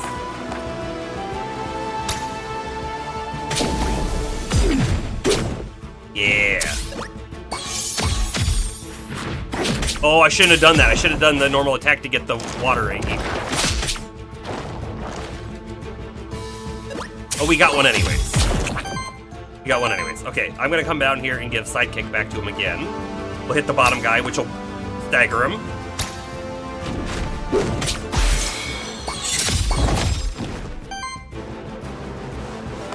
Alright, I think I see what's happening now. I get it. If you look at the top, we have fire, earth, water, wind, and... wild? Is that the wild ether that we can use for anything? That must be the wild ether that I think is on the staff that our middle guy has. Which means I can use this, because I have one and a wild. Cool. And I'm gonna hit that top dude.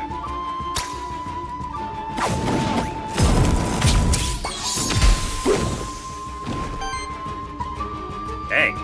We, almost killed the bottom dude, too. I'll make sure we finish him off.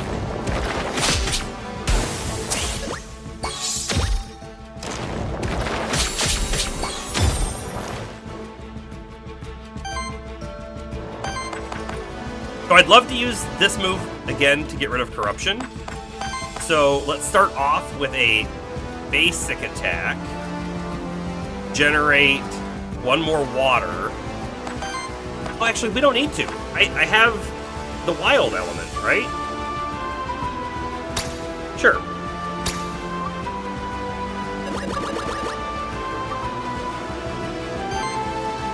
Sure.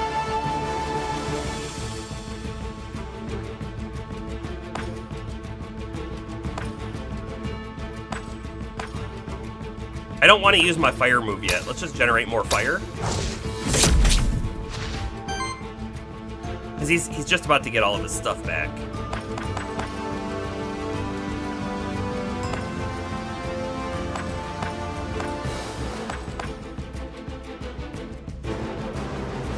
Not the right element, but it's 4 hits. It's not enough damage, though.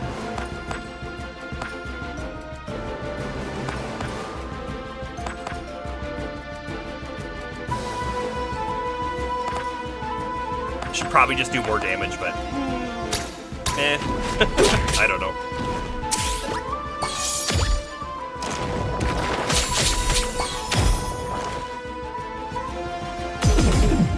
Weakness.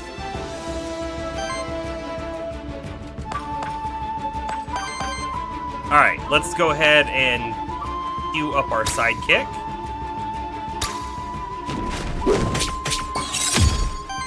Let's do our weakness. I probably should have done weakness first, but whatever.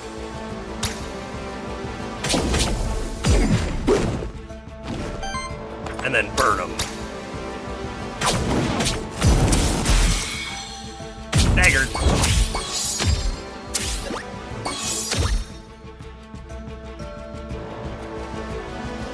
I can just kill him now. However, let's actually get rid of a little bit more corruption.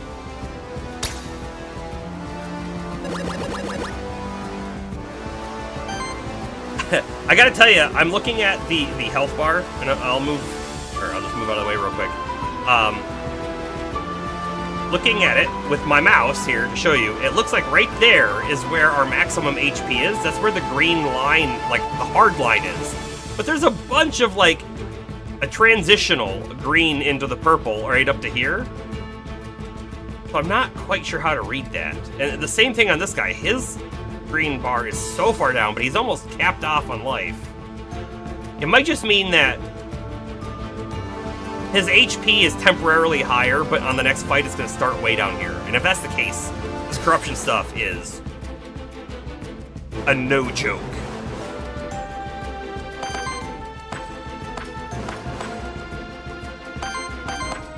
Okay, I'm gonna just kill him.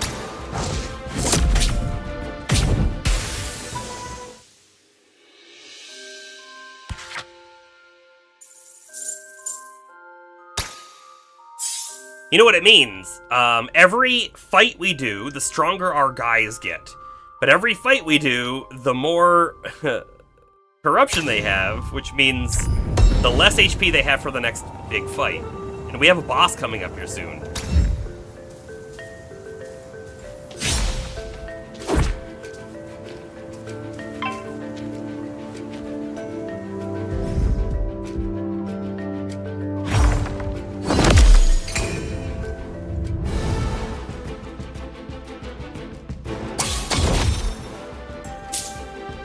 Let's kill that ooze. Get weak, get weak!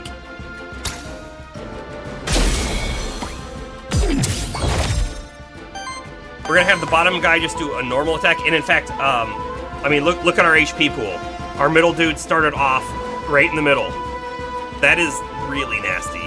And if our healing a move only cures one corruption, if that one corruption is legitimately 1 HP, that's really not great for us. Really not. Okay, so anyways, I'd like to get Jewel Cutter to use on the middle guy, I think, here. So we're going to farm a little bit of this element, but we'll still attack the ooze in the back.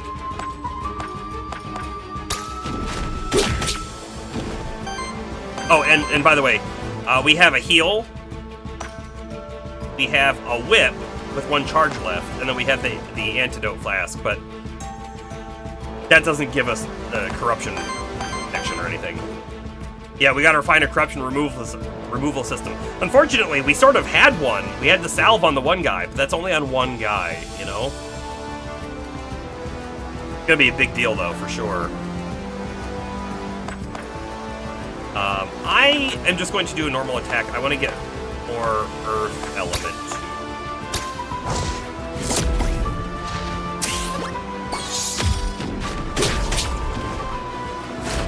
Yeah, this corruption is no joke, and actually our dude just died. Yikes. He was our healer. Yikes.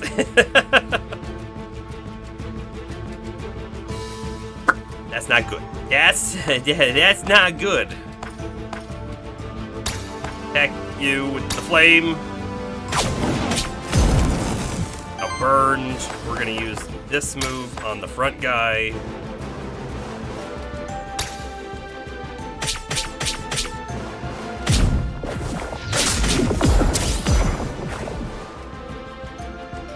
By the way, corruption is only gained when you take damage without a shield.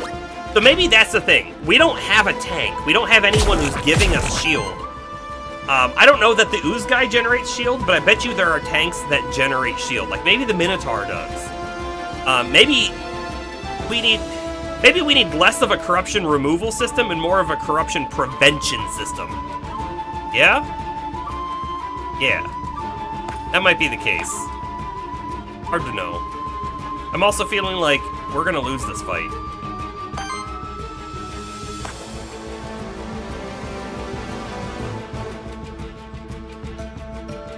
Have to use a green move. I have to attack the middle dude.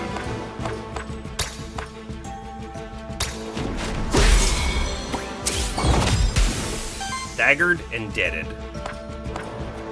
Then I will kill the ooze. Then we'll see what happens. Sure, Minotaur, you would have a shield? Exactly. Okay. We're not dead yet! But I am going to now hit our antidote flask. Healing. Oh, it's just a target ally.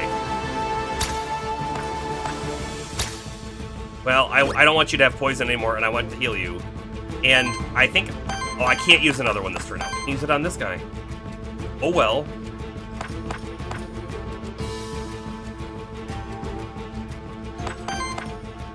Okay, we have 2 Earth Element at the moment, so I can use this one, and I can use this one, or this one. I want to use this one. This should do 4 hits, and then the next one we'll finish him off and stagger him. Right? Right.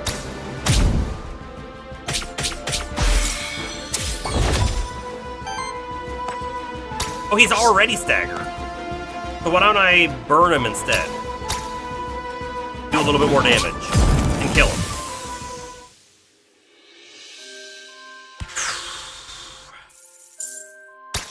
I think we had a summon that we could do all the way back at the beginning, right?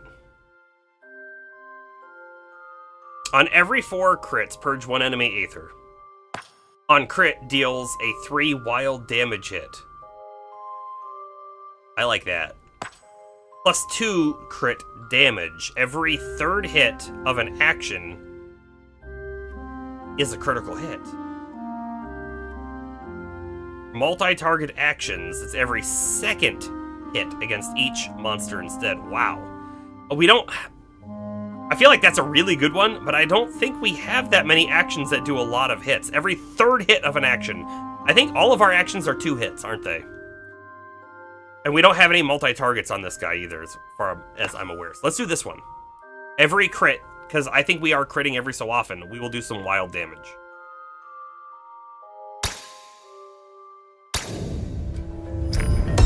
You just lost a monster in your last fight. This happens to all Aethermancers eventually. You may use the map to teleport to the monster shrine at the start of the zone to rebirth a new monster. I'm going to leave that there.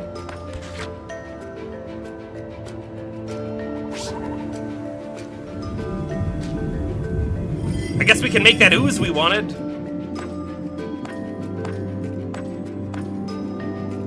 Oh, this guy's also a tank. I could make him. He's Earth Wind, which... Our last guy was Earth Water. What's this guy? This guy's Earth Water. We've lost our healer. We have to remember that. We've lost our healer, so hold on. If we look at this guy. This guy has Healing Slime. Oh, but this also applies poison to all allies. I hate that. It heals all allies a lot, but then it also poisons them, so it's kind of a risky move, but it also poisons himself, which then damages all the enemies, so everyone's taking poison damage at that point. This dude, on the other hand, we haven't read his moves. Every 5 Aether purged, Aether stolen, or weakness applied by the party applies power to self. Okay. Perk, right under my head, initial shield plus 5. Echo does wind damage, purges enemy Aether. Stone Punch just does 4 hits though. Alright, we're gonna get this guy. Oh, and he leveled up to 3. Why did he do that? Don't know. At the start of combat, applies 2 redirect and shields self for 2 by 3. I like that a lot. Whenever an ally purges or steals Aether, generate 1 additional Aether of the same element. Allies take 1 more damage from all hits. That's... Ooh, that's kind of bad, though. Palliate. If the monster has 75% more health, purge 1 enemy Aether. Let's go Taunt. I love that Taunt. But we should get 2 moves. Ball, Lightning. Hey, by the way, Fire and Wind is easy to get. Purges 2 of their Aether.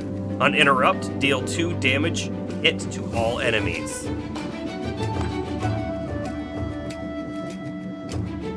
This is 2 hits, Fire or Wind, but it costs 4. This only costs 3 and is 3 hits, but it's really only good for Wind. Also steals Aether, right? This purges this. That removes it. This actually gives it to us. Lava Fling purges Aether, and then on Interrupt. On Interrupt, applies 3 burn to all enemies.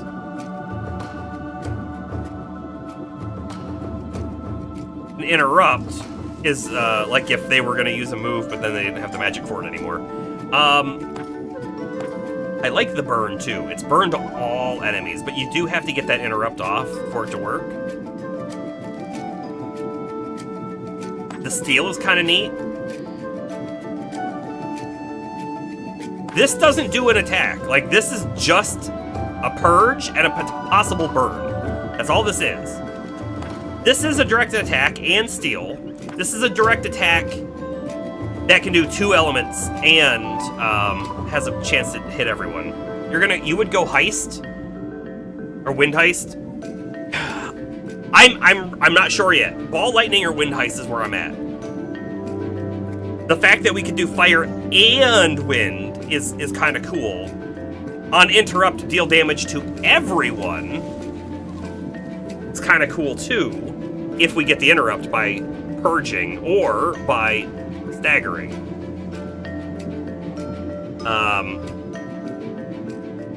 However, stealing just lets us use more moves more often, and actually it prevents them from using their moves, like this one does too.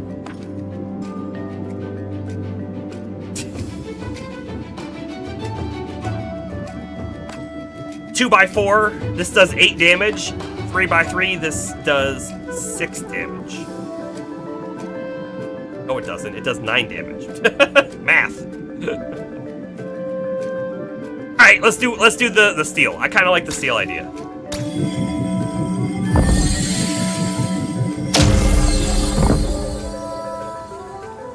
We're already seeing very clearly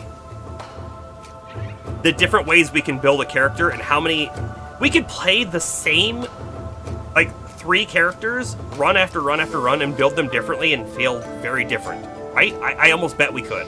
By the way, also check out our current levels of corruption. Jaroof is not looking too good at 27 max.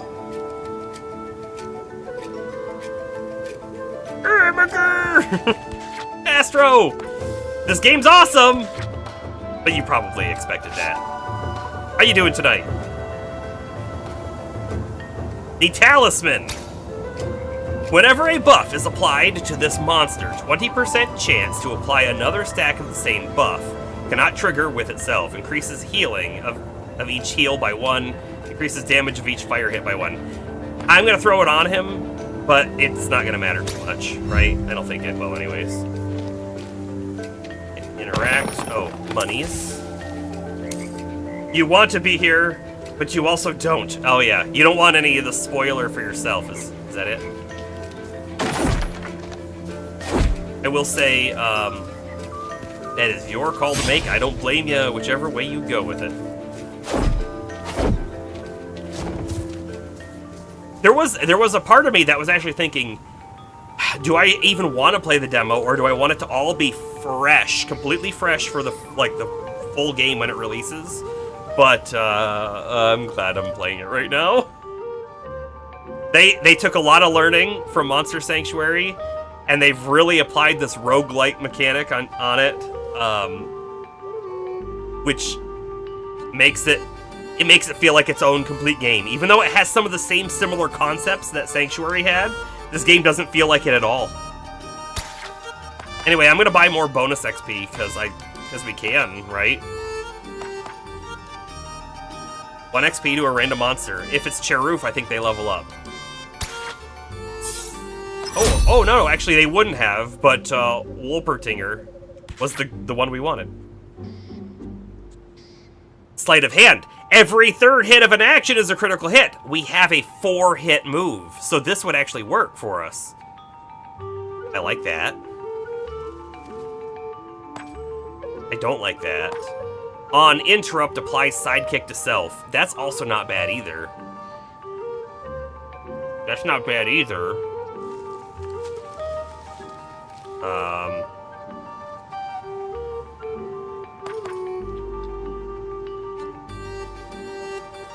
I'm gonna go this one.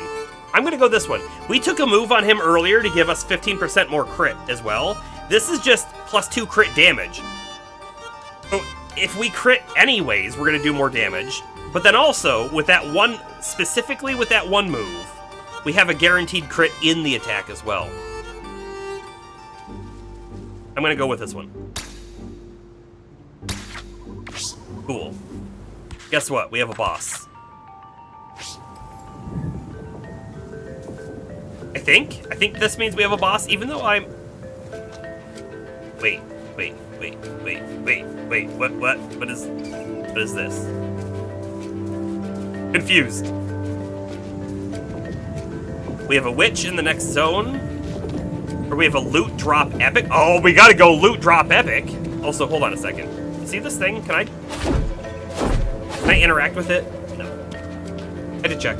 Loot drop epic. Yes, please. Like that. As you may have noticed, corruption is a constant danger that diminishes your monster's survivability throughout a run. There are only a few ways of cleansing corruption, and they only cleanse a limited amount of it at a time. Successfully dealing with corruption by preventing and playing around it is one of your main challenges as an Aethermancer. Yes, we've sort of learned that.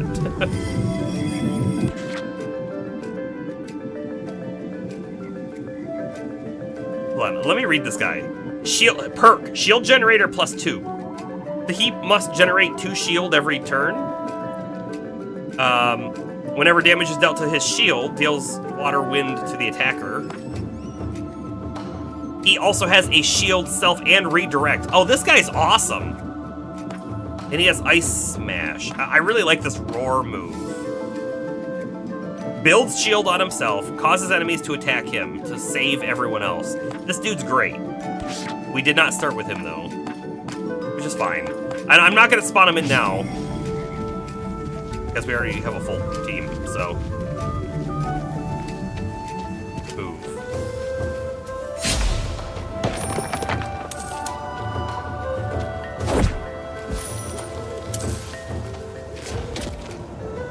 Is this the epic loot? Loot drop epic, 30 gold. That was it? I wanted like loot. The tent appears to be rather new. We read that same thing before.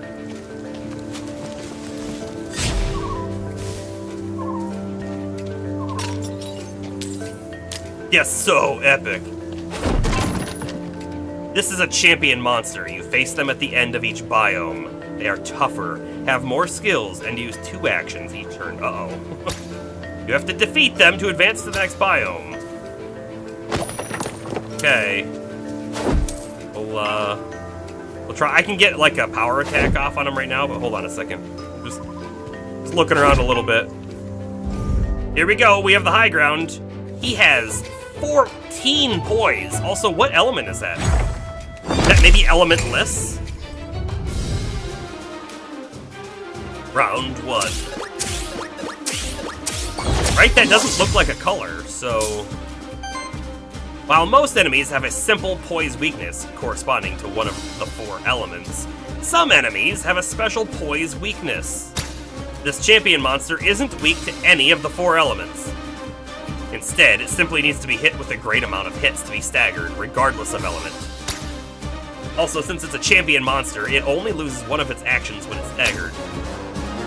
Okay, so attacks that hit more often are going to be the best. Like Ignite's going to hit 3 times. We like that a lot. This guy, right, he has a 4-hit move, but we can't use it just yet.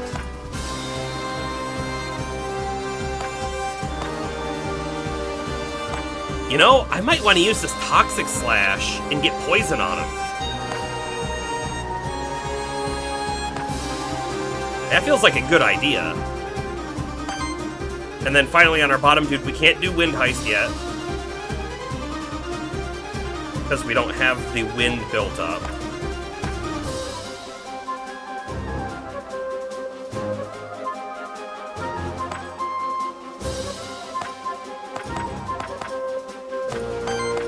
Let's get poison on him.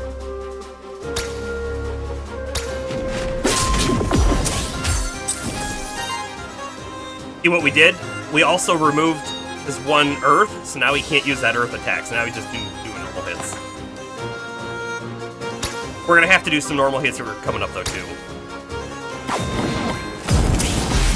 Oh, we staggered him! Wonderful.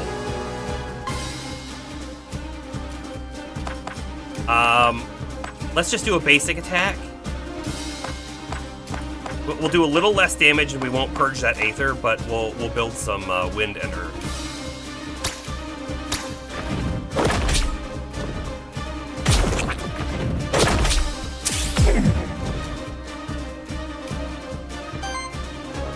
That was a cool, like, I move up to shield you move that we just saw there as well. Nice. The burn. Oh, by the way, I can also whip him. I'm going to. Why not? Do it.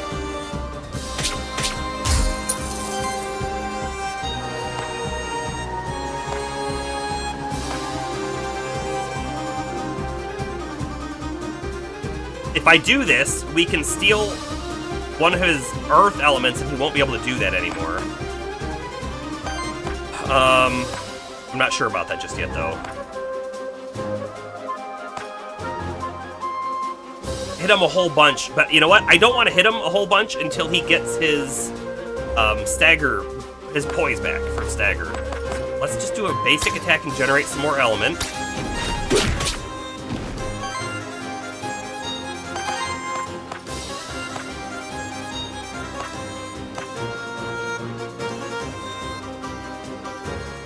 I'm gonna do the same down here. Let's build our element up on everybody, and then the next turn we can go ham with all of our magic.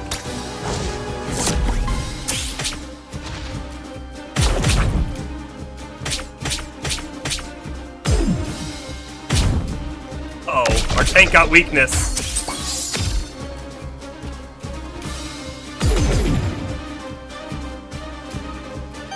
Yikes. You know, I could pop the antidote flask and get rid of 5 debuffs and heal our tank. Do it. Weakness is gone and the health is back. Love it. And then let's go crazy and get a lot of damage in here. So this is a 3-hit, that's a 4-hit. This is also a 4-hit and applies weakness. We just stole that from him is what it is. I like it. We're gonna do that.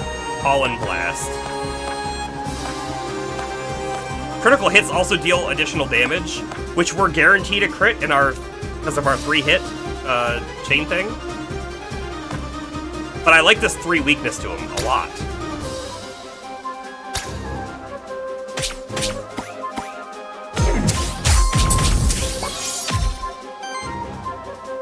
Well, we also broke him there too, because like. No, he can't use his moves. He's just doing basic attacks. 4 more hits on Stone Punch if I want to. Rid of more Ether. Heal Ether. Do that.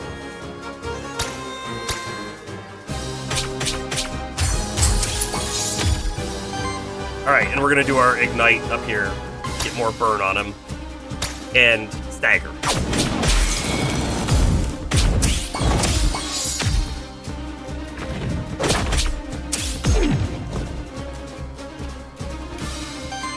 And his basic attack also put weakness on us.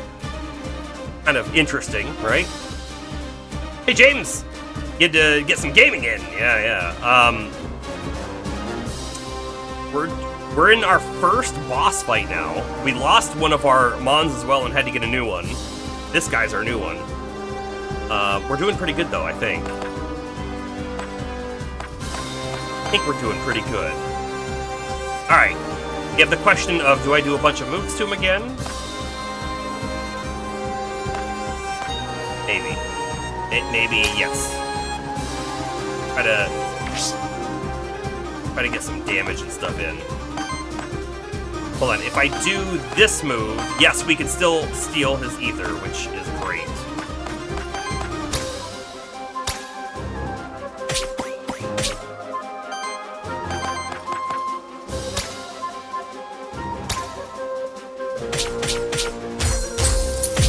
Oh, I think we've won. I think we've won!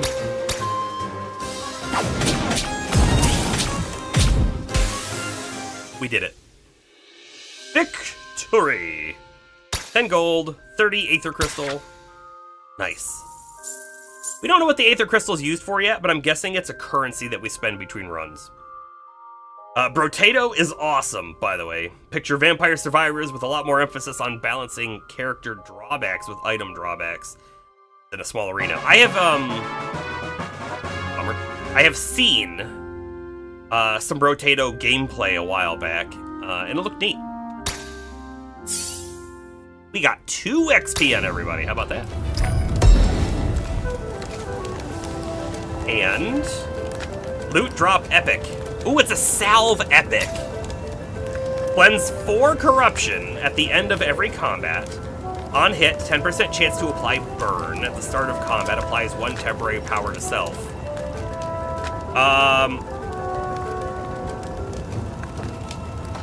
Wow. Immediately I'm like, we should put that on Sharuf. But let me get out of the way. Sharuf has the belt right now. On interrupt, 75% chance to apply power to self, which, you know, doesn't happen all the time. And even when the interrupt does happen, it's not guaranteed to get the power. But the burn damage +1, I feel like, is really good on Sharuf because we can guarantee with our ignite that we burn. Now it'll just be better. Plus our crit chance up is really good for Sharuf. But the corruption cleansing is amazing. What about you? Hold on, you've got evasion. You've got a wind generator. Oh, I really like that wind generator. Oh no. Maybe we get rid of this one. I think we get rid of this one. This makes sense as well. Keeping the corruption off of our tank means the tank should be able to live longer as well. So they have a shield, but then when they lose their shield, they gain corruption, but then this ensures we lose some of it. I think this makes sense here. And the Warden now has a chance to apply burn as well, which might combo with this of having it do more damage. I don't know if there's a concept of who applied the burn, you know? Done. Warden it is. What else is here? Anything? No. Rotato's from the people who made Dungeon Crawler? I did not realize that at all. Brotato is like 2 years old at this point, right? It's not new. Hold on, am I missing something here? Do you see there's like an exclamation mark on the map? Feels like something here to interact with, but I don't think there is. Okay.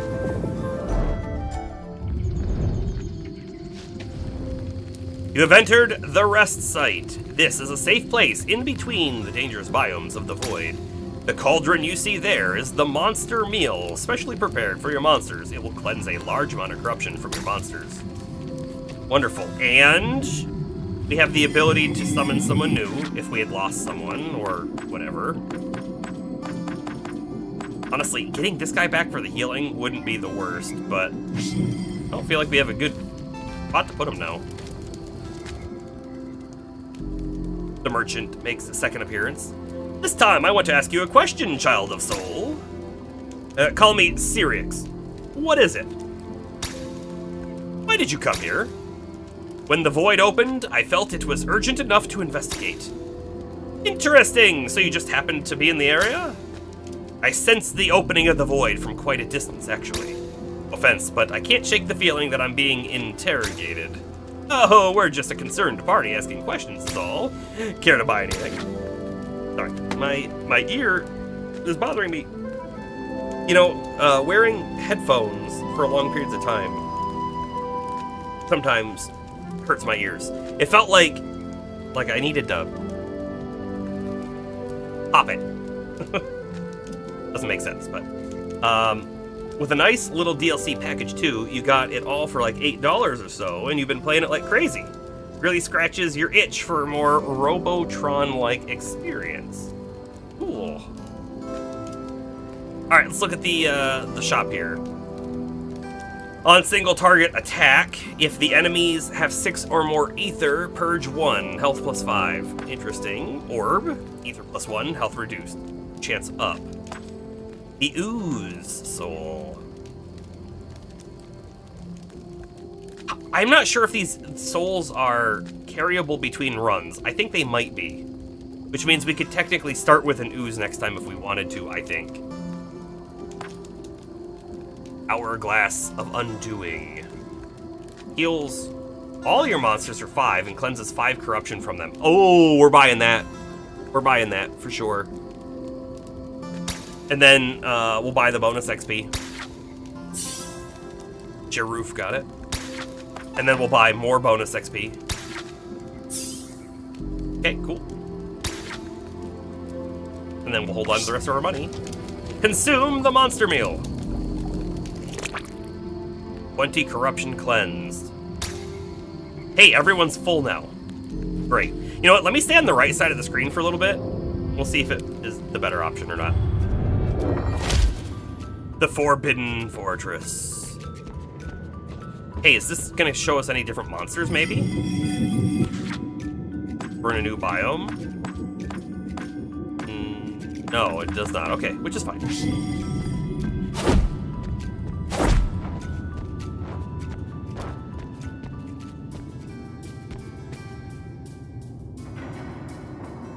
I like this guy already. His name is Sir Tiberian. Hail, fellow Void Delver! Ah, you have a terrible affliction upon you. Your head is on fire! That's just my face. I'm an Aethermancer. My name is Sirix. Haha, apologies, I never met an Aethermancer, although I heard many stories of your kind. I hope nothing that paints us as too villainous. Villains! Nay, you are the heroes, guiding monsters towards worthiness, helping out across Terrastay. That is certainly the idea in practice, however, our history looks a bit different. Ah, don't worry about ancient history. When I think about it though, history is what made me come here in the first place. The history of the fractured ruins. Just like every true monsterkin, it has always been my dream to be here. Is this guy monster? To walk the pilgrimage path, pass through the ancient gates, see the beauty of the city itself. You know, I believe the monster deities are still here. They only show themselves to the most courageous and worthy of monsterkin. That's what it said in the stories my mother read to me. Sadly, most of the monsterkin I met in Pilgrim's Rest don't believe me, but I don't care. We'll keep venturing into the void until the monster deities themselves recognize me as a monsterkin true and noble. He's a great design. Besides, as fellow void delvers, I'm sure we can help each other out. I like to collect equipment, you see. Sometimes I'm even able to upgrade them. Let me show you what I can do for you. Oh. Trade equipment. The new equipment will be equipped to the same monster. So we can swap a rare for an epic. But we have no idea what we'll get. I'm gonna refuse. I like what we have, actually. On Shiroof, I really like that increases his burn damage, right? Because we burn. He's also a crit monster, and this gives him more chance to crit. And this, the boots on Wolpertinger, give us extra wind, which he has multiple wind moves, and one of them costs like 3 to cast, you know? 15 gold is not bad, yeah. Alright, I'll just share some of my loot with you then. I'm still really looking forward to playing Dungeon Crawler. I'm very excited about it, actually. I haven't gotten to it. I don't know if I want to wait for them to, like, be more complete with it, you know? I feel like that's a game I'll play a bunch, and then after I've played it a bunch and seen basically all the stuff, I probably won't go back to it for a while, if maybe ever. That wouldn't be great if they add a bunch of stuff later on, you know?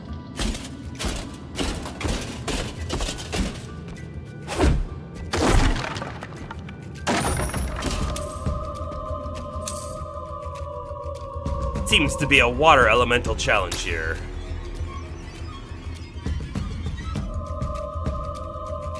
Two XP is not bad, but 5 corruption's not great either. I'm gonna try it once. Maybe twice. Wolpertinger attempts to brace the challenge. They failed! Let's try one more, right? 50% odds means, on average, 2 attempts should be enough to win. Let's try it one more time. We do have, well, we don't have a great way of getting rid of corruption, but here we go. They succeed! And 2 XP, like I knew and I remembered 2 was gonna level them up. I don't want that one. I really hate that allies take 1 more damage from all hits. But whenever sidekick is applied to this monster, generate 1 random ether. Hey, that's a thing that happens to him. Or on crit, deal 3 wild damage. You know, we can guarantee a crit on his 1 hit. We can guarantee the crit, but it requires us to use the 4-hit move. Sidekick requires us to use the 1 water move.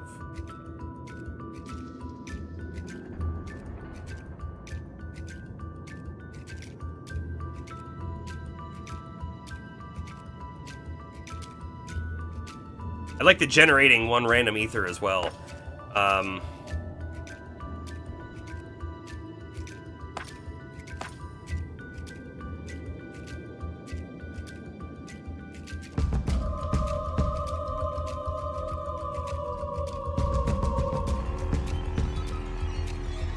But I think I'm gonna go with this one. We've done it. I can do this again? Oh, there's nothing left to do here. Weird the things that you can break and the things you can't break. And I say it's weird, I don't know how weird it actually is. Uh-oh! I don't think I got the parry off because my hand was up here. Brand new monster.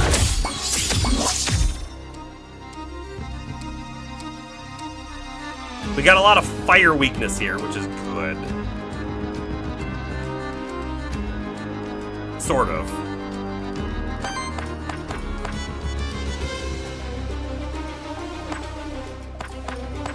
I'm just considering my options at the moment.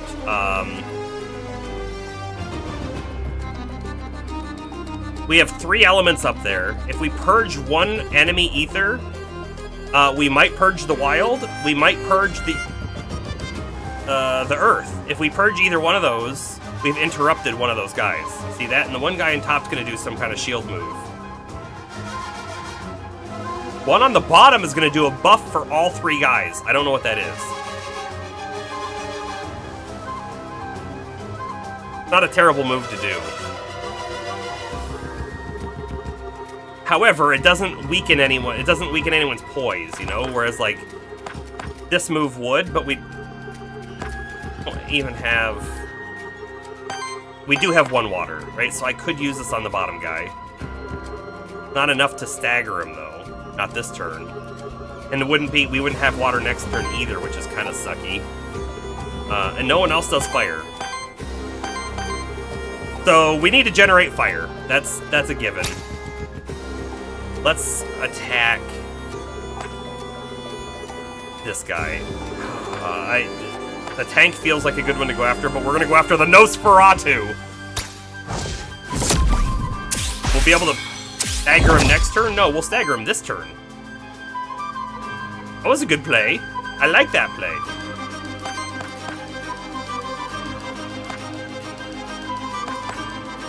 If I do a basic attack on this dude, I'll have the Wind Heist ability, and then maybe we could actually interrupt both of them.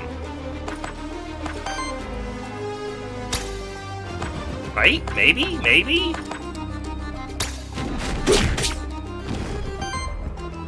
We're trying it.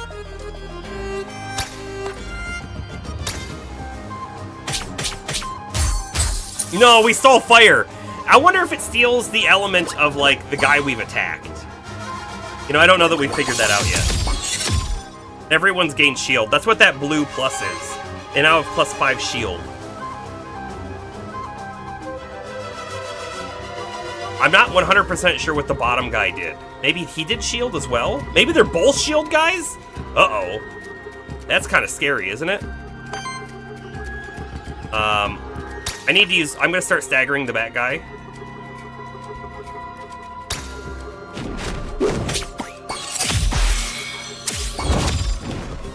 Kind of lucked out there, didn't we?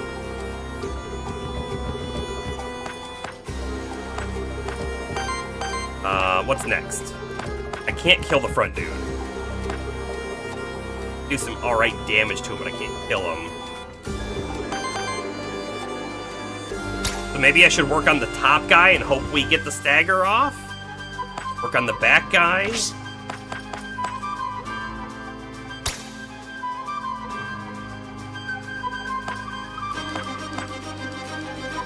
Let's go after the front guy. And then I think our sidekick is still up, so we'll probably finish him off. Oh, the burn got him. Sidekick goes after the other dude. Nice. Retaliate. Oh. I don't like that. I don't like retaliate.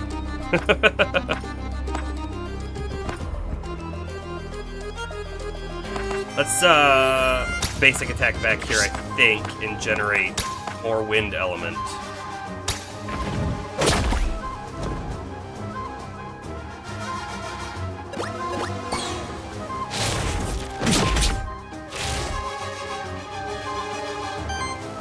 Okay.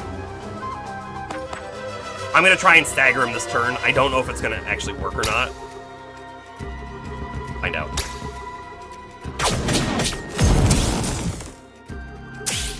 Did not. That's a little sad.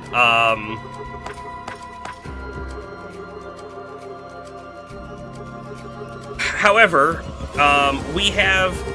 Hold on, is there a way for me to easily see this? I want to inspect this guy. Can I see all your extras? That's, temporary thing he's got. No, I want to see, like, your traits. Here we go. On crit, deals 3 wild damage hit. Okay. I could guarantee a crit on the top guy, and then we might wild damage a fire element, and if we do, he gets staggered. Right? Gonna watch the rest of the VOD, going to bed early? Have a good night, James.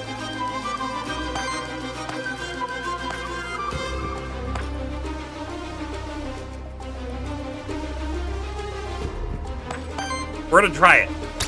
I wanna try it. We'll see what happens. We staggered him. Wonderful. And then on our final dude, I feel like I want to steal some ether. Maybe prevent whatever his action's gonna be.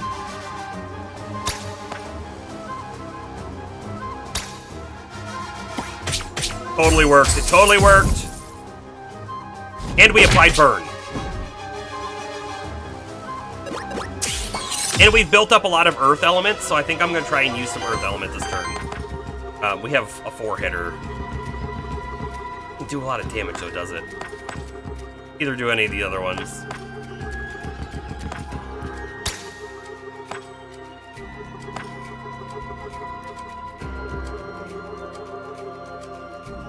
I don't know who's, like, the scary one to take out first. Legitimately don't know. We're just gonna go after the top guy, though. Get more burn going. Oh, wonderful. And then we have water available to us. Let's do that. Get some sidekick going, too. Should have done that first. Our dude up top's taking a lot of damage. I'm gonna use a monster flask on him.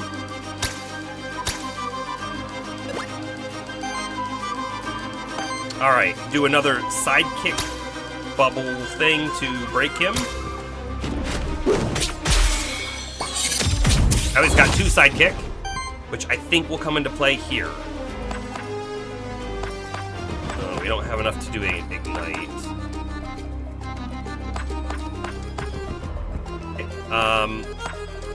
We'll grapple. Steal some ether as well. And he's dead. You know, I didn't check to see... I don't think we have any more blank, capture... whatever those things are called, right? So I don't think we can capture any new guys, unfortunately. It was a pretty difficult encounter for the first one in the zone. Alright, the drum.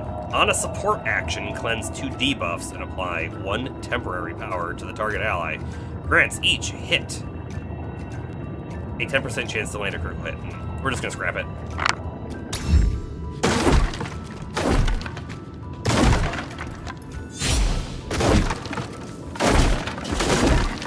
Break all the things.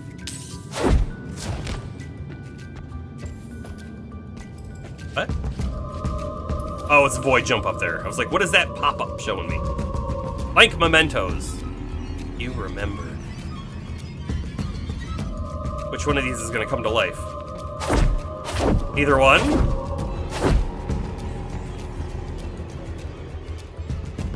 A portrait of a shark with a magnificent beard. I honestly do not know what it is. It's neither a monsterkin nor a monster, at least none that I have ever encountered. Certainly, the meaning of the portrait has been lost when the original inhabitants of the fortress abandoned this place. Maybe it simply represents wisdom. Whoop, whoop, whoop, whoop. Spider guy. Hold on. I mean, we're going down, for sure, but... checking stuff. Really rusty, but it's a steel trap, nonetheless.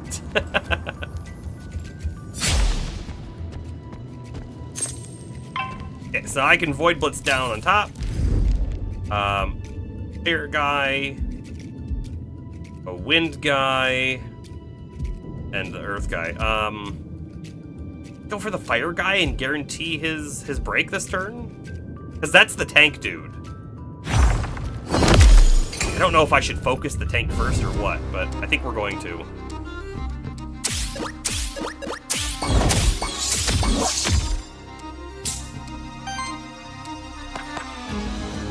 Wait, I don't have my... for some reason I thought I usually started with enough to do an ignite. I definitely did not this turn. Do a normal basic attack, which will also do fire and break them anyways, so that's fine.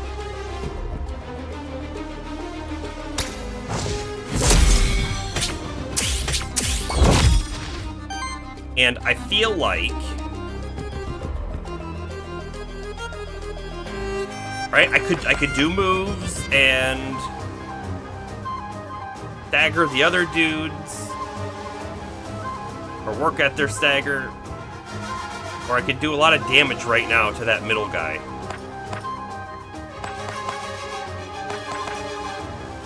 The shields sell for 2x4, and then 1x15 damage against the target enemy. Deals additional damage equal to the amount of shield on this monster.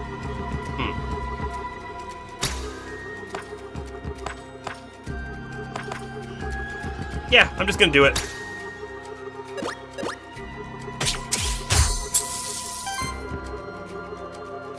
I kill him? No, because I don't have the amount of ether needed. Normal hit, I guess.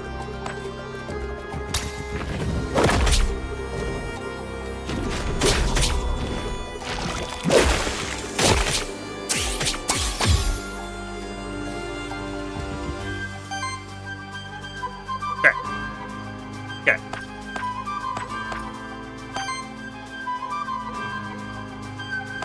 Debating on who I want to finish off that middle guy. Probably the bottom dude. Honestly. Yes, the bottom dude. And then the top guy will use Jewel Cutter on one of the back ones. I haven't decided which one just yet, though. It flung soup at you! Yeah, he's a... I'm gonna call him a soup bear. A bear? I don't know what he is.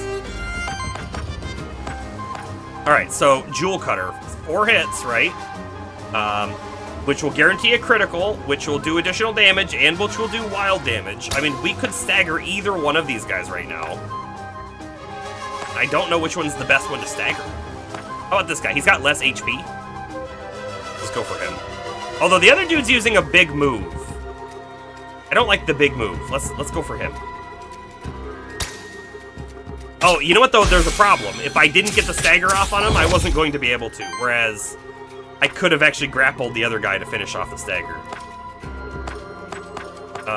Let's kill him. Hold on, do I really want to do that, or do I want to grapple? Because if I grapple this turn, he'll be prepared to stagger next turn, and then I can finish the other dude off anyways. Doesn't matter. Doesn't matter. Let's just kill him.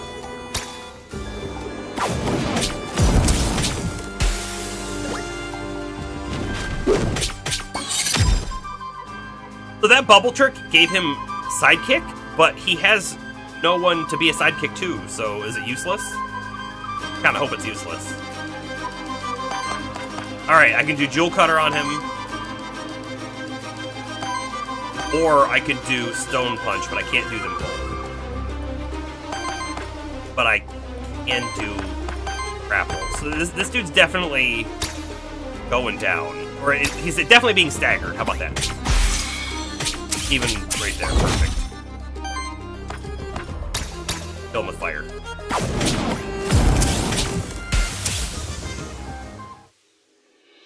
Nice. Oh, we are 2 worthiness away on him? I really want to see what happens when we, like, trigger that, you know? Double level up. On every 3 crits, generate Wild Ether. It's not bad. For every 3 ether purged or stolen. We don't do that too often. We have 1 purge move. Aura. Allies gain 5% crit chance against enemies for every stack of burn on them.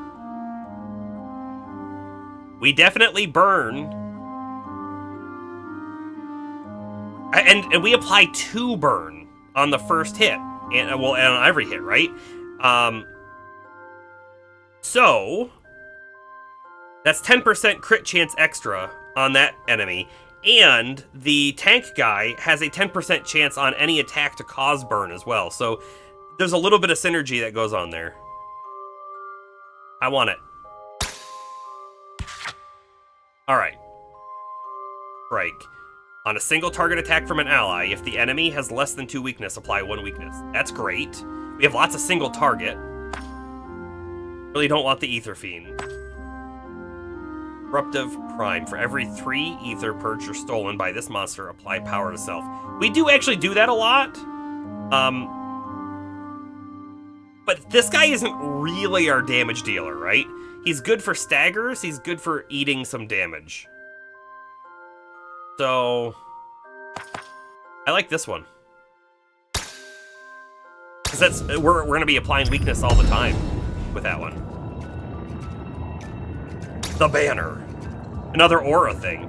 All allies gain plus 7% crit chance, and plus 7% evasion. Increase this monster's maximum health by 5. Increases the damage of each wind hit by 1. I definitely don't want to remove this off of Jaruf. Maybe this, though? We'd lose our wind generator. We would lose that evasion, but then everyone would get evasion. Everyone would get a little crit chance. The health is the same. The damage of our wind hits goes up. But we can use them less often.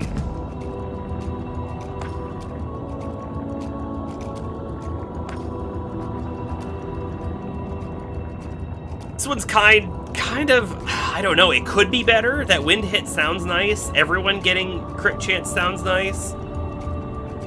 But I feel like Wolpertinger himself loses out on this trade.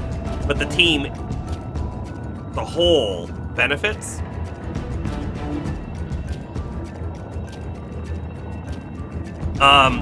Here's another thing to consider. Every time he crits, he does additional damage as well, right?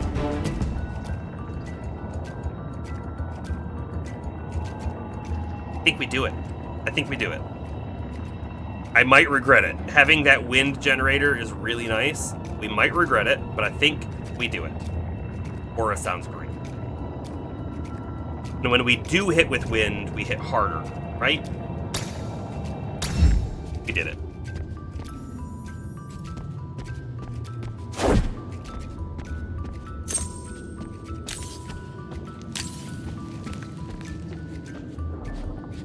Okay. Spring. Next zone, night.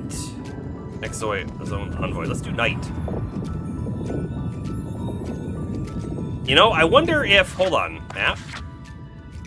That guy is the knight that they're talking to? The guy that was at the bottom here? I hope not.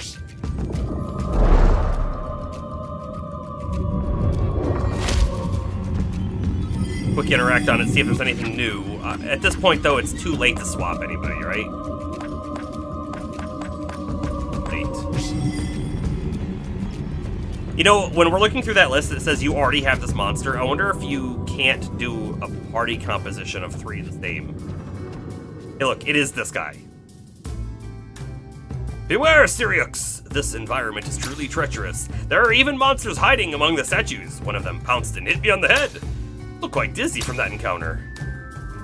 I don't want to. I can't trade. I can't do it. I can't take the gamble. We'll just take the gold.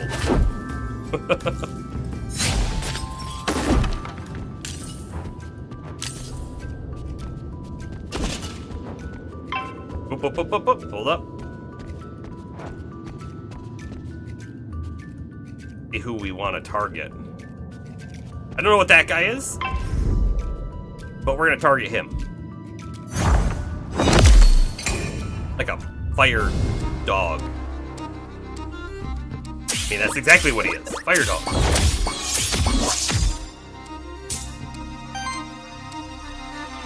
Sorry, one sec, clicking off.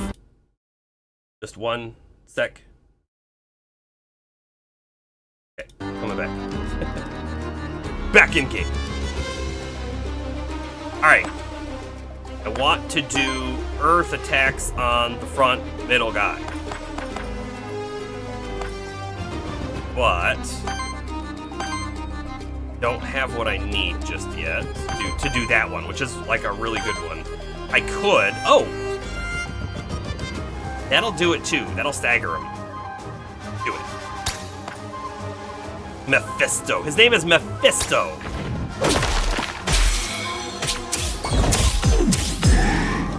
Terror?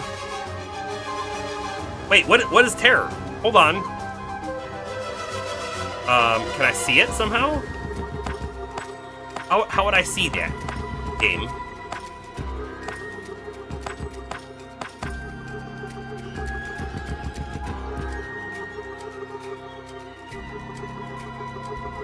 Hey!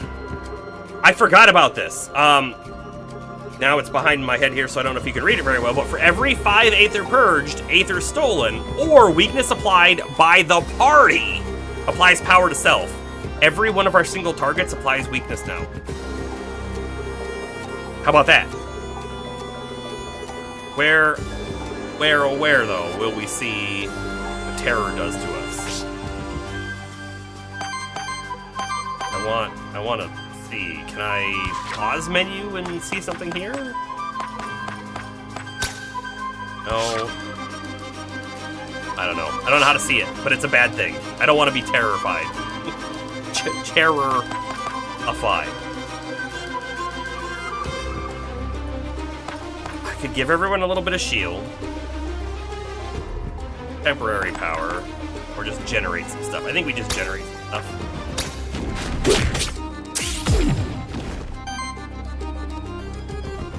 Which also put weakness on him. Which kind of makes me want to attack someone else. To apply weakness. So we'll go after the Nosferatu.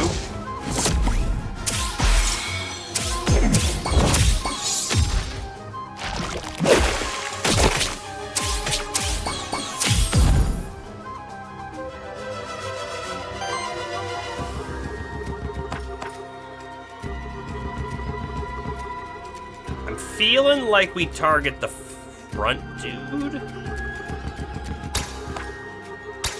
So we will. Not bad. Did get terror though. Anytime someone hits him, he gets terrored. Don't like that.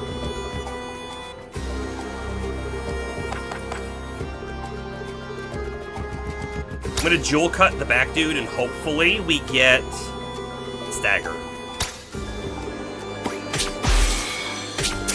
We did. We did a lot of good damage to him too. Look at that.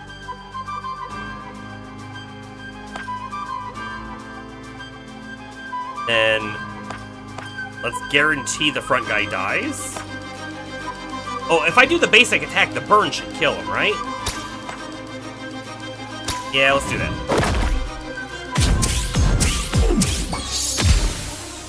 Also, apparently on death you don't get terror, which is good. Good to know. Oof, that was a lot of damage and terror on everyone. I still don't really know what the terror is doing. That's the worst part, right? That's the worst part.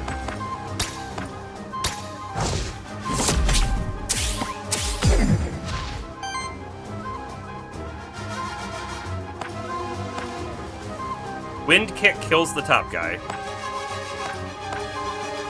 So that's what we're gonna do. Oh, I think we can find out now. Wrong guy. Hailstorm. No, this doesn't say either. There, here we go. The first hit of an incoming attack deals 1 additional damage. Each stack of terror. Oh. Is converted to wild damage and consumes half the stacks rounded up. Okay, so every terror we have on us means we take more damage the next time we get hit. I got it. I got it.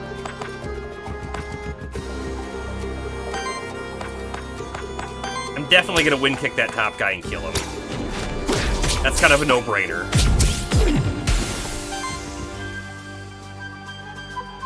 And the bottom guy. Oh. Can I steal the right number of stuff? Maybe. Hold on. Purging here will also do it.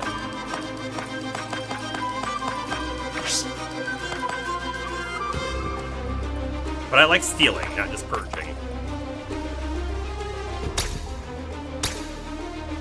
Heading out early. Game looks wonderful. Have a good one, Bomber. Our one dude's almost dead, by the way.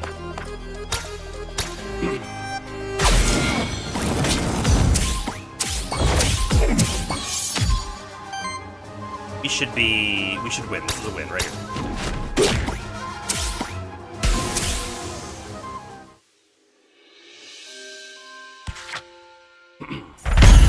Worthiness up.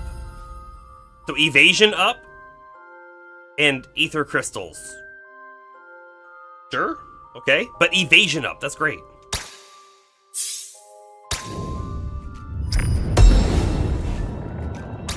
New piece of gear. At the start of your turn, shield self for 3 on hit, 10% chance. You know, it's kind of like this salve, but with shield. But I gotta tell you, it's 3. Hold on, it's 3 shield every turn, but this is 4 corruption off at the end of combat. The corruption is big to get rid of, but the shield prevents corruption. We're gonna scrap it. And the full game, we'll definitely play with a whole bunch of different builds and kind of understand like what we think for our playstyle ends up being better. We don't really have those answers from just the demo. Nosferatu.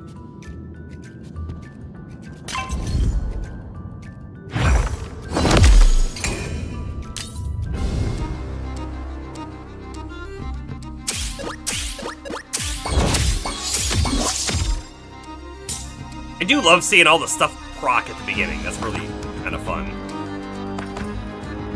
Yeah, we have the Ignite this time. Like, why do we have it this time but we didn't have it another time?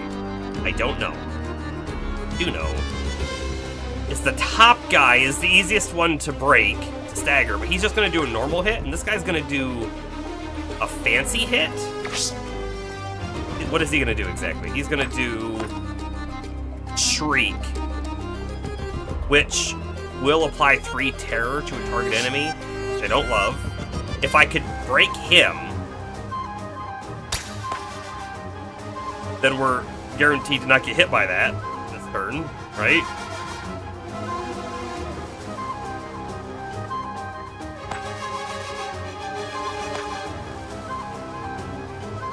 It might be a dumb play. I'm doing it! We got the stagger. I'm guessing it's because we're hitting like crits and stuff, and when we do a crit, it does double poise. Gotta be what's happening, right? Everyone a little bit of shield. You know what? Yes, that's what we're gonna do this turn.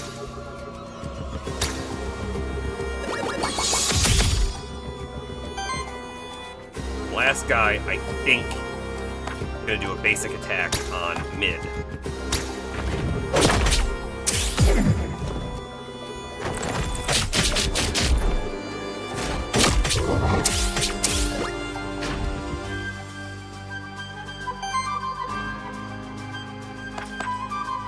We could probably kill the front guy if I attack him with his Ignite and then with someone else, or I could stagger the back one. But I think we kill the front guy. Feels like the play. If we crit, we probably kill him with 1 hit. It's wonderful. And then I want to build some wind energy. We actually have 3 right now, right? Because the bottom dude needs wind to break. And I could wind heist him and like jewel kick him, but not this turn. I can't do them both this turn.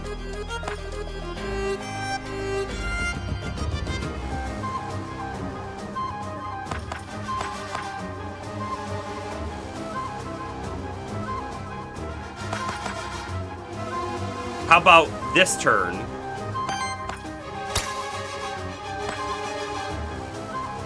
We do this to remove his ability to use an action.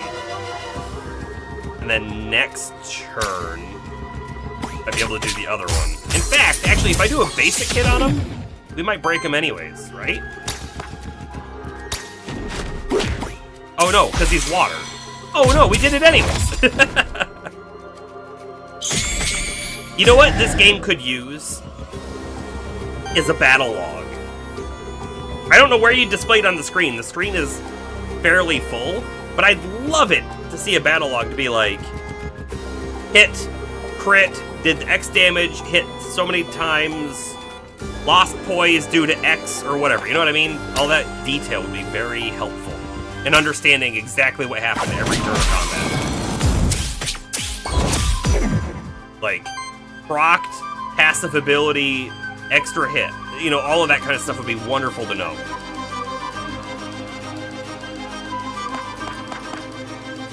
Certainly not saying it's not good the way it is now, because it is. A little nicer, maybe.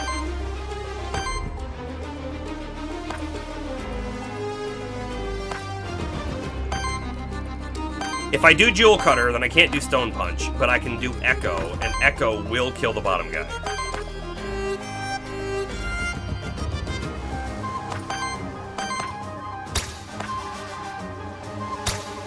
Let's kill the bottom guy. Because it was going to apply another point of weakness, which happened. So now we might do enough damage to kill if we get a crit, which we're guaranteed a crit. Even before that, we killed him. Well, actually, were those all crits? I'm not even sure. They might have been.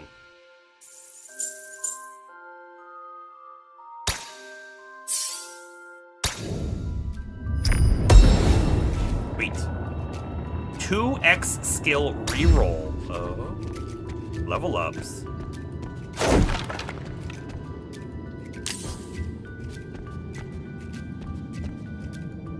Secret passage.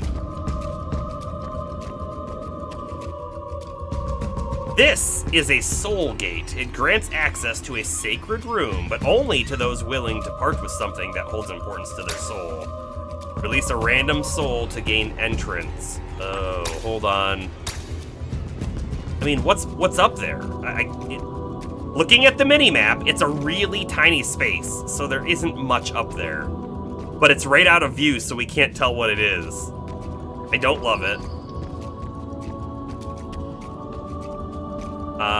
However, you know what? It's just a demo. Let's go ahead and do it. It shouldn't be like the soul of our current guy, right? It should be a soul that's in our inventory. And we've bought one or two. It was Shiroof, which is unfortunate, but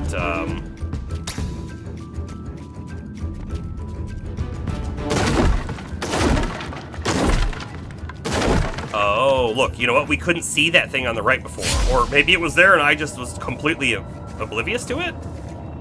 I don't think it was there, though. Boot drop epic, boots epic. These are like the boots we had before. Better. The evasion's higher by 5%. Basic attacks generate additional earth, which isn't super important for us right now. We definitely use earth, but it's not as important, and we have multiple ways of generating it. At the start of combat, apply one forced self. Increase damage of sidekick on allies by 1. Scrapping it.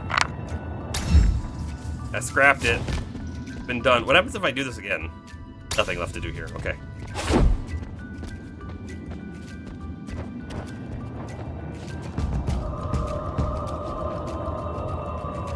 An Orthosol. New.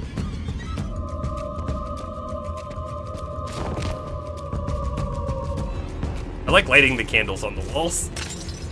I know that they don't probably have any purpose, but I like doing it. How come that one enemy's invisible to us? You see that? I don't like that. It's a fire guy. These guys generate terror, which we don't like. So getting rid of them fast is good. The invisible guy is fire. We might be able, just be able to stagger him. We might be able to stagger him on any turn. Let's go for one of the other dudes.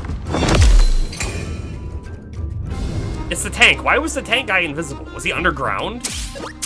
A digger?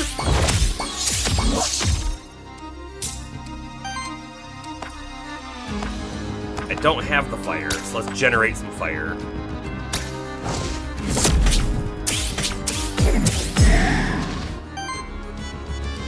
We got terror from there too. As long as one of these guys is in the enemy party, we get terror from every attack. Is that what's happening here?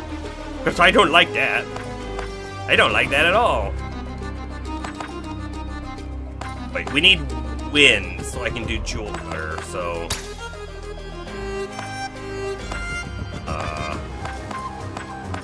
go after the Shambler. Wild on crit, staggered. Nice. It's just great. Great to see that happen. And then I can Stone Punch right there and stagger him as well.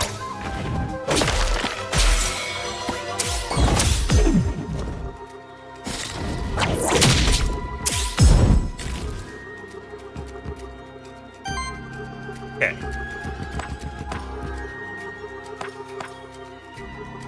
Let's apply a burn to the front dude.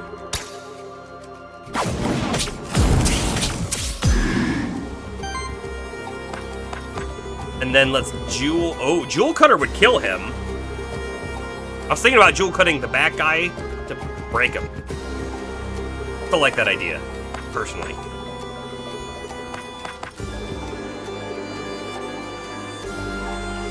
Still like that idea, personally. But I wouldn't mind killing the front guy either, you know?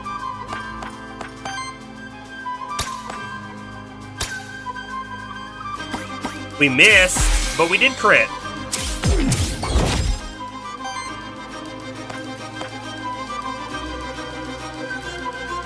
I'm gonna hold on to our elements, I think.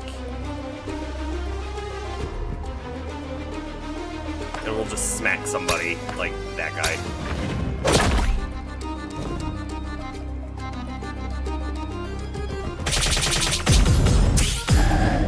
That's kind of a scary move.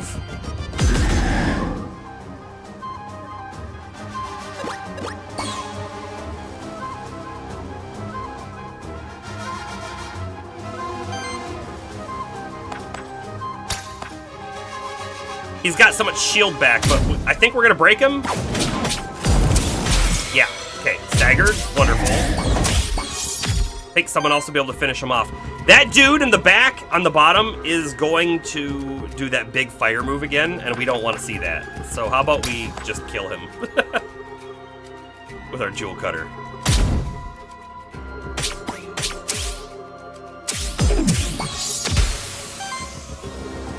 Then a basic hit to kill this dude. I mean, I could wind heist and steal some ether. It's not going to change what that other dude can do, though, is it?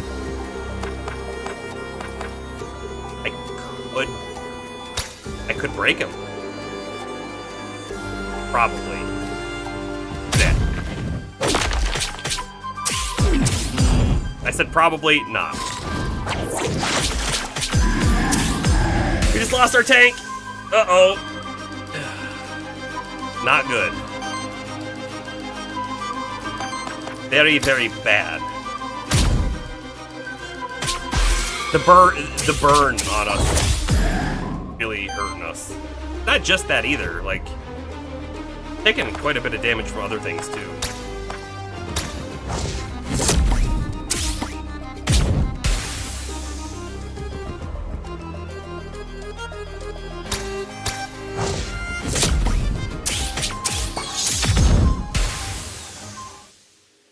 We got a new soul.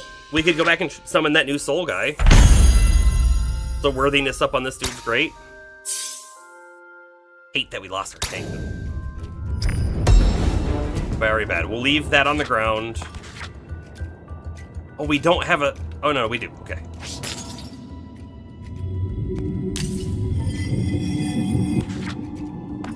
What's the new guy that we got? Oh. We got the soul of Orthrus, which I guess we've seen before. Hey!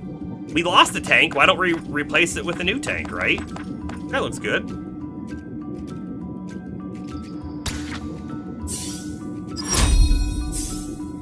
He also immediately got to level 5. I don't know what's causing that. I'm okay with it. I don't know what's causing it, though.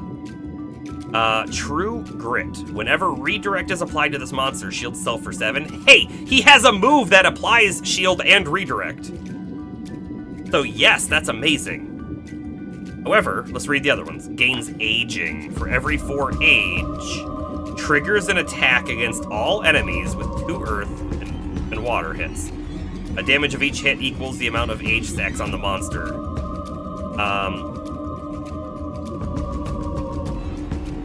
Every turn applies 1 age stack. Monster can't have more than 1 aging. So that takes a long time to get there, doesn't it? Aura. On wind action from allies, shields each ally for 2. Hey, we do wind actions on the middle guy. Not bad. But True Grit is like the best. Taking that. damage against target enemy with a redirect to self. It goes with our first one. Retaliate triggers a attack against the enemy with it's a free action. Or this one, on interrupt shields all allies. I like that too. I like that a lot. Shields all allies. But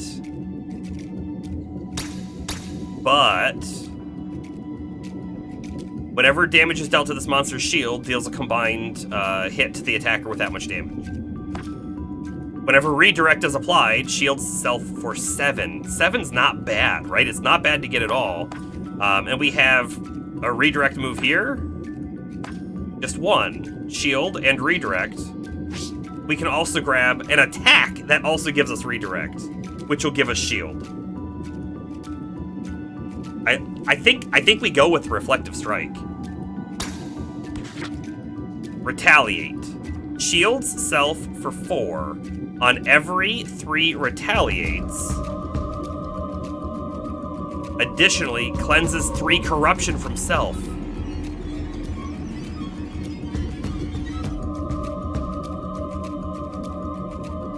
I mean,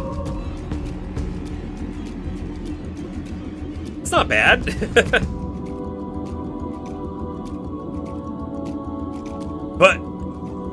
But we have to have something that triggers a retaliate, right? So again, whoops, we don't have that right now. We've got redirects. We don't have a retaliate. There was a retaliate on the last choice and we didn't take it. Corruption cleanse. Oh, wait. For on every 3 retaliates, cleanses 3 corruption. Or, corruption cleanse +2 at the end of your turn if the monster has less than 7 shield. Shield self equal to the difference. And that's just 2 corruption cleanse at the end of combat. This is much easier to get, right? And at the end of every turn, if we have less than 7 shield, we shield self equal to the difference. Which means we're always going to have shield when the enemy attacks, and we start with retaliation, so they all target him. I like this move a lot. Protector, aura. As long as the monster has redirect, allies gain 1 defense and 1 shielding. Like, we're almost guaranteed to get Protector as well, but I like the Corruption Cleanse. Gains Aging. For every 3, applies a redirect and shield. 2 to 6. Start of combat, apply 2 redirect and shield self. Wait. Taunt. Don't we have that move? Oh no, this is just the start of combat. Ah, we had this on the other guy. So, let's think about it, right? If... Keep hitting the wrong one. We don't automatically gain redirect unless we use a move that gives us redirect, right? So we can use Roar to give us redirect. However, that costs something. It also gives us shield, which is good. But this one is a guaranteed, just automatic at the start, redirect and shield, which I like. Aura. Instead of shields on allies vanishing at the start of your turn, half of all shields are retained, rounded up. Also pretty good.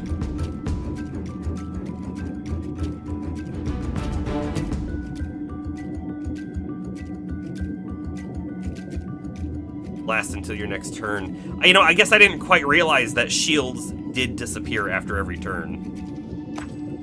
Didn't quite get that. This would mean he keeps some as well. I want taunt. Okay, we're done there. Then we're gonna go get him an item too that's on the ground. Hopefully a good one.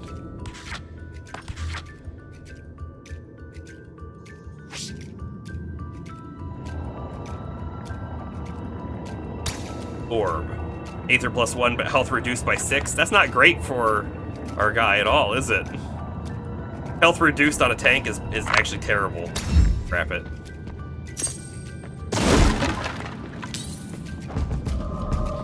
Alright. Next zone goal. The Aether Spring. The loot drop epic. We haven't seen an Aether Spring. I'm feeling like we do that, even though I would really like to do the loot drop epic. I feel like I want to see what the spring is. Although, if I had to guess, it's just going to give us Aether Crystals that we use after our run.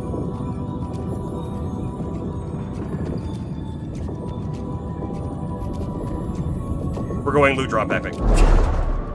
I think I'm right on that guess, right? It makes sense, and we don't care about the multiple runs because it's a demo.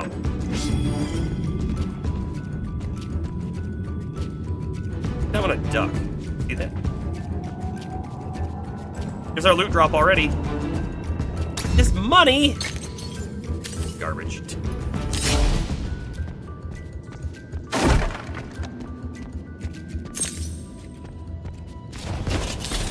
Ooh, can I read the thing again? Can I read any of these other ones? No, just the bearded shark for some reason.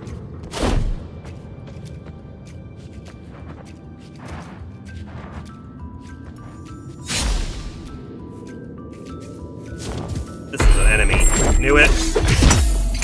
I don't know if I got the shield off. Okay. Who is the scariest enemy here? And I feel like it's the bat-looking guy. Let's just double-check their moves. Because, you know what? We didn't actually read their moves last time we saw them. On action, if the action didn't consume cooking stacks, applies cooking to self and regeneration to the ally with the lowest. Okay, so they're healers. And they can do burns as well. Oh. And then the other guy, free 12 shield, the monster receives or applies to other monsters, applies sidekick to self. And they have shield moves. I'd like to kill the shield guy. That's what I'd like to do. I'd like to kill the shield guy. He's gonna even shield this turn. That's the plan anyways. Don't have water though. But I can basic attack and get water. And then we'll be able to use Bubble Trick. However, I think we might break him with this. We'll find out. We didn't. In fact, we didn't do any water to him. I thought we would. Alright, Bubble Trick. We got lucky. We got that crit off.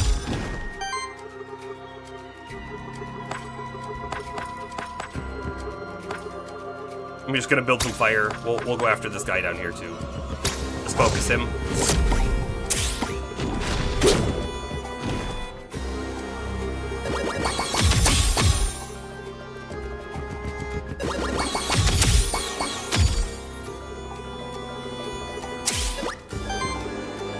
All get healing. Lovely. Okay, let's see. This is a really good one. For any of the enemies, really. Then down here, I feel like we have to either be using...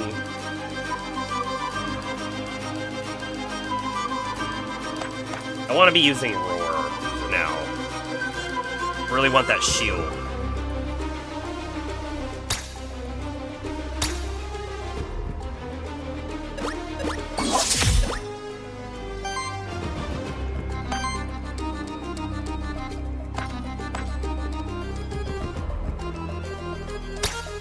I mean, we could probably break one of these guys.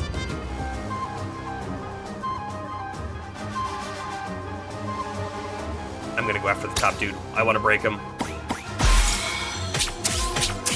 think that was a really good play, and then we get to choose who we go for this turn. It's the top dude. He's gonna use a burn move on. Oh, he was going to use a burn move on us, I think. Ooh, that was 4 burn though, right there. A lot of damage.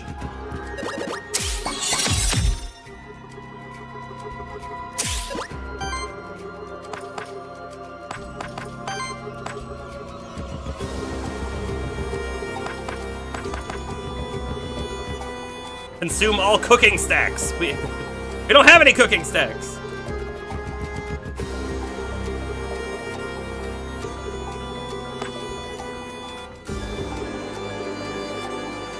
This has a shield on self.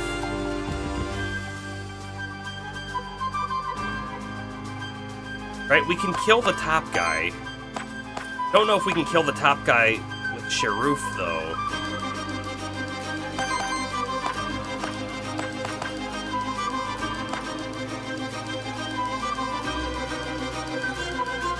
Unfortunately, the bottom guy, I don't know if I can break with what I've got. So...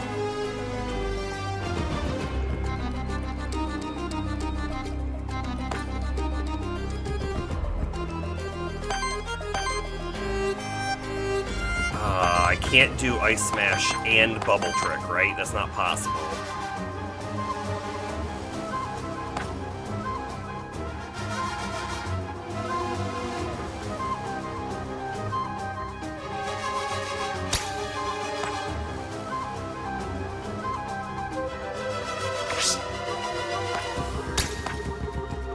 This is tricky. This is really tricky. If I do this, we get the burn, and the burn might be enough to kill him. I can't guarantee that, though. Okay, we got him. That's wonderful. We only have one water, right? So I can do sidekick on the bottom guy, and then we can attack him directly with this guy and get sidekick to hit him again. It could be enough to get him, but I don't know that I would bet on it. Whereas this is a guaranteed 3 off of his poise on the bottom. Do that. If we get a crit in there, maybe. We didn't.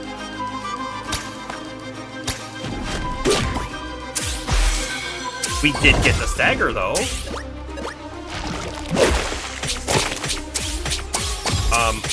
Our tank is not doing so great.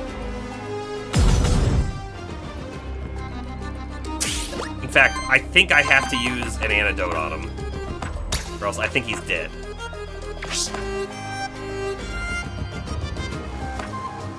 Burn's just gonna eat him alive. We didn't get rid of all of it, but we got rid of most of it.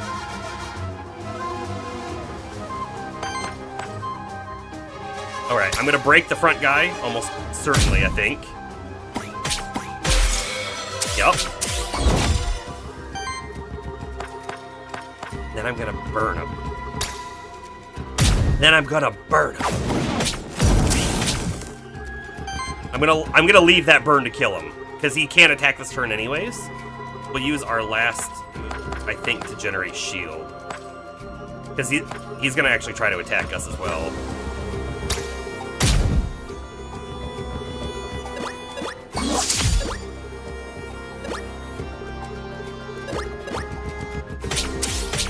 Boy, is that a big hit. And the other guy gains shield back. He's not dead. Garbage. Garbage. If I want to kill him, I think we do this. I kill him with this dude at all? Actually, maybe. He's like, yes. Let's do that. And then we'll do our bubble trick, get our sidekick. You know, we also have these, the lava suit. We don't have cooking stacks, so that doesn't matter. Stonefish shields self a bunch. Deals additional damage equal to the amount of shield on this monster, which isn't bad. But if I could break him instead, that'd be wonderful, right? And we might.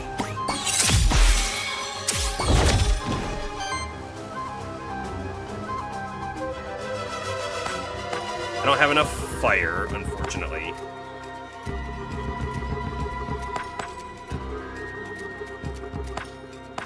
I'm gonna use a grapple, I guess.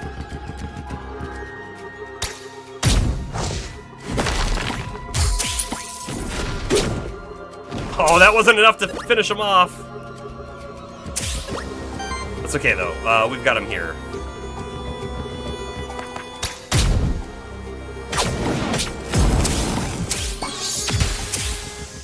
You know, the last statue was also a very hard set of enemies. Level up! Apply sidekick to self. Reactivates target ally. It's another turn to a monster that already spent its turn. That's kind of strong, but it really removes this guy's current attack. And this guy's actually doing really good damage with his 4-hit attack. Ball lightning, which is fire and wind.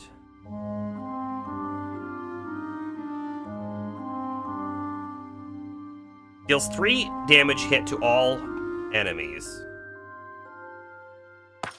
Ice spears.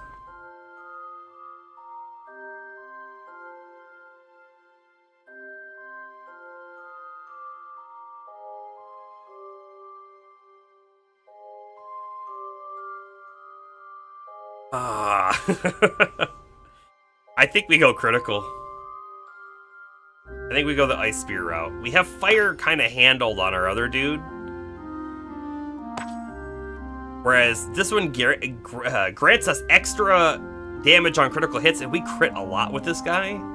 That's what I'm doing.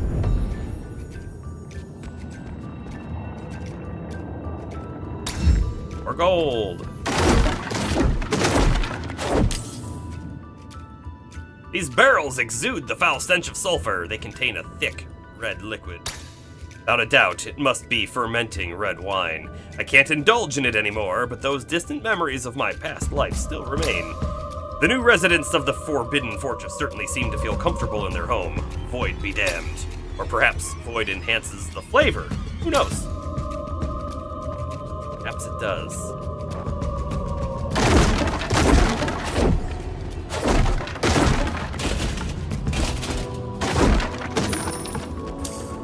This is a fire one.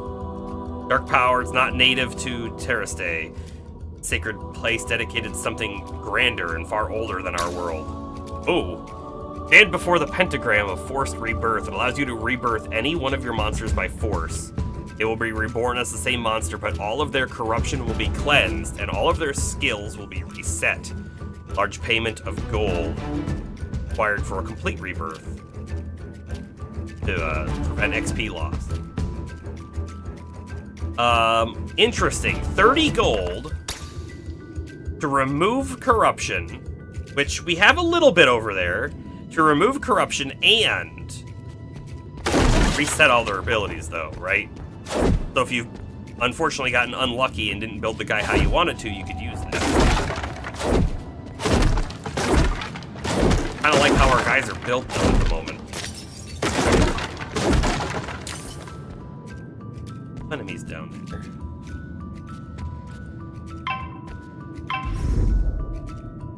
Yeah, go after the Nosferatu, why not?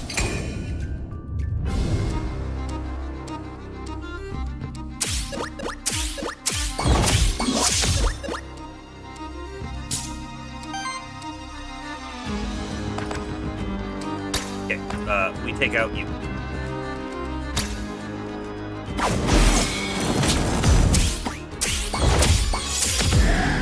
Now then, we really need to build a little bit of other element.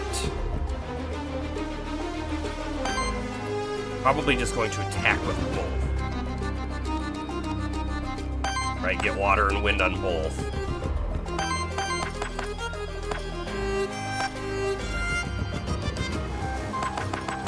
That's what we're doing.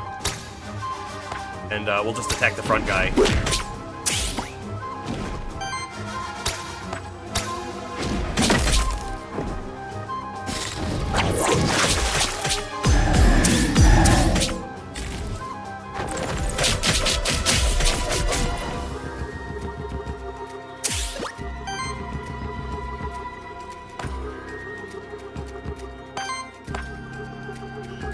Jewel Cutter would be really good against the top guy this turn. I'm gonna do that because I want to stagger him. Hit. Wonderful. Then...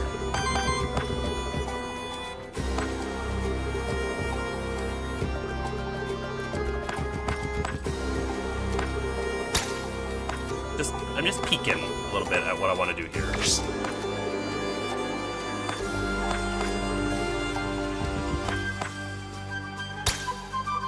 just going to attack. I think we're going to attack the front guy here. That takes him down to 11 from 23.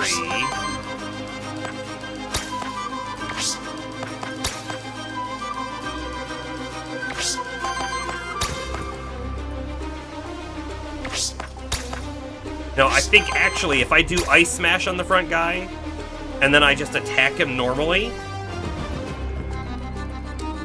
with our fire dude, he dies. Then we generate fire for the next Nosferatu. And we gotta fight.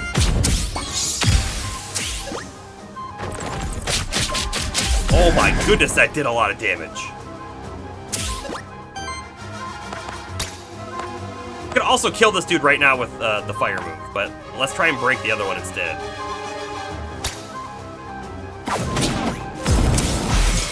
We did.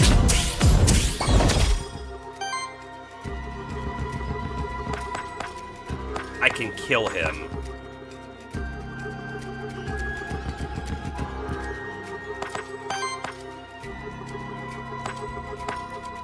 Looking around. Okay, so I can guarantee a death, it looks like, with Jewel Cutter, or with Ice Spears. Let's use our Jewel Cutter on him. Because he's going to do a big move this turn, too. Let's avoid that.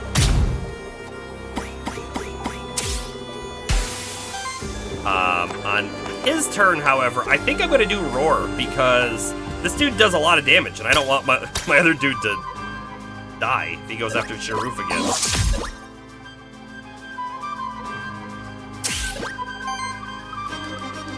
Which we didn't have to worry about because he was broken. I didn't even think about that. That was a waste of a turn.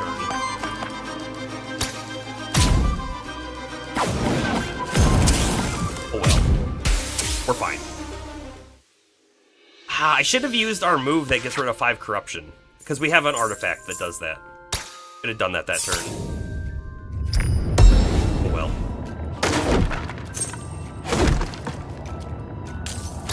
Okay, we still don't have anything on Jotun.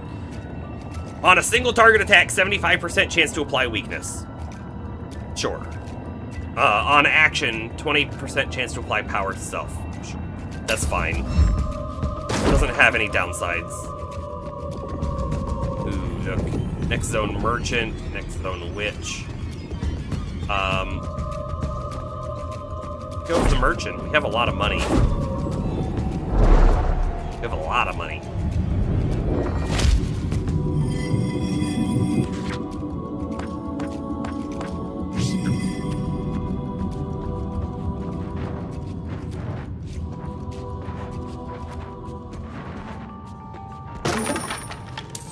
What are the odds that that statue gets up? I feel like it's pretty high.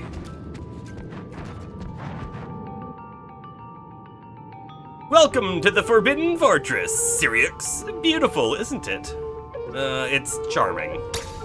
I knew you had good taste! Of course, the Forbidden Fortress is our home. That explains some things. Care to buy anything? Maybe? Okay, okay, so Jotun doesn't have a wonderful move. He's got an okay move, or item. This banner, Earth Generator, and Water Generator, and Burn Hit, and an aura of all allies getting crit chance and evasion, that is amazing. We might be buying that.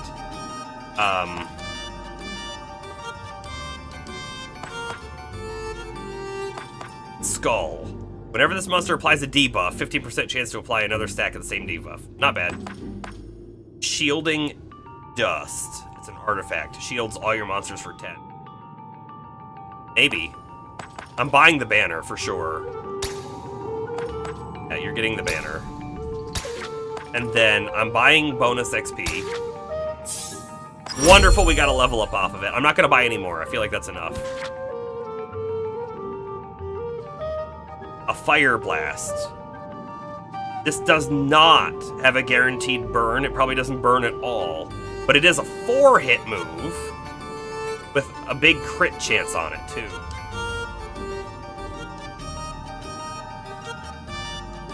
I mean, I like that. Chemical Charge. It's a 3-hit. It's water and fire. We do have water, right, from the other guys, but they also use them, so it's a little bit of a constrained resource. But it removes ether if they have burn. Otherwise, it applies burn.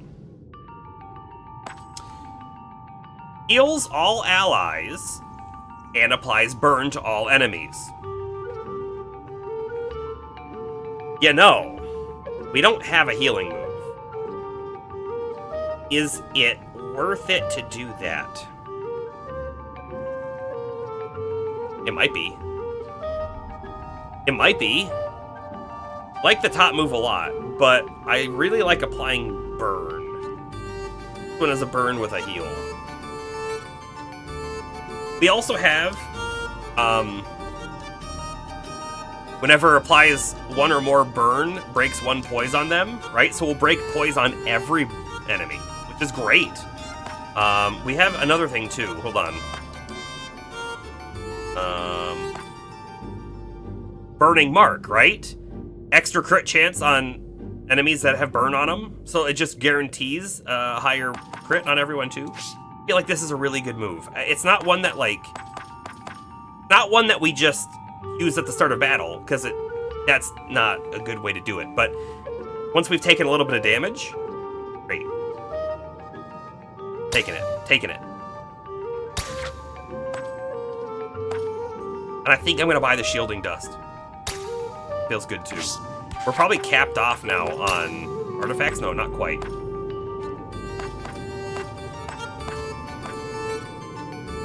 Why don't I have my Shielding Dust listed here now? I sure hope I actually got it. Ritual Circle. Dedicated neither to soul nor the monster deities. The isolated nature of the Forbidden Fortress has made it a perfect hiding place for the unheard of religious groups that prefer to remain unheard of. But what does it do? There's 2 of them here. That's nothing. Ah!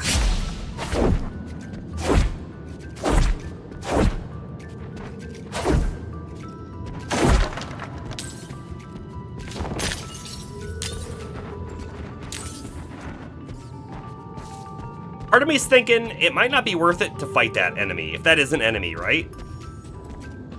We'll gain more corruption and stuff. We have a boss. Like, that's the boss right there. And that's the end of the demo if we beat the boss. We're not going to level up off of this guy over here. So, if we're not going to level off of him, we might get a good item drop, but that doesn't feel guaranteed. Whereas we could just come over here and fight the boss and hopefully win, right? You know? Hold on, I'm scouting. I'd really love if he got close enough for us to do a jump on him. Oh, we got it! High ground. Oh, this boss has different elements. We need green and yellow. Wind and earth. Which we can do, turns out.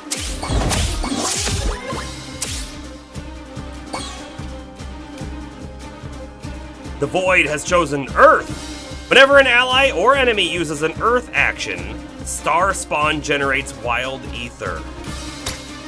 Huh. Okay. By the way, you know what's really interesting? This Jewel Cutter is gonna hit both elements. I love it. In fact, I think we just do it this turn. We start off with that. And then I'd love to generate more wind and earth so I can do this again next turn. Or similar, right? I feel like that's a good idea.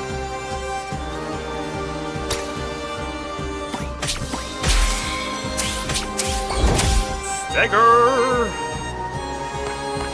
You can't do anything, so you're just gonna generate some ether, I guess.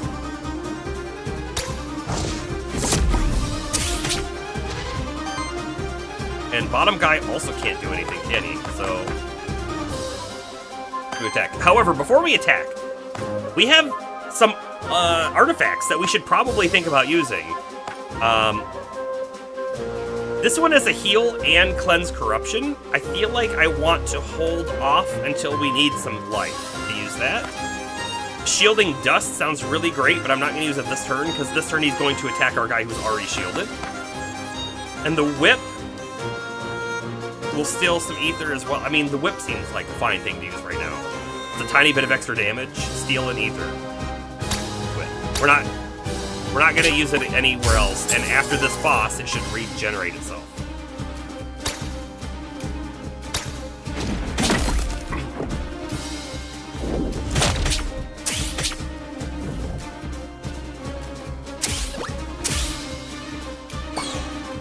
Element fire now. Neat. I'm gonna ignite and not bonfire. Get some burn on him, which will increase our crit chance. Now, here's a question. Do I Jewel Cutter now, or do I hold off and store those elements up for when we can break him again? I'm not entirely sure just yet. I could also use something else.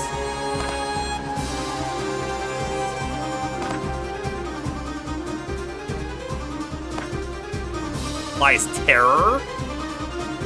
Applying terror to him would also give us more damage. Oh, and a random ally, though. I don't want to give it to a random ally. That seems like a bad idea.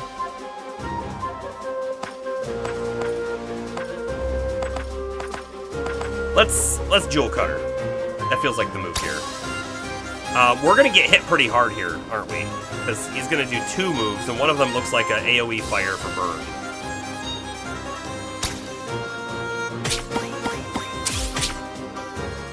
He's already at half health now, which is amazing.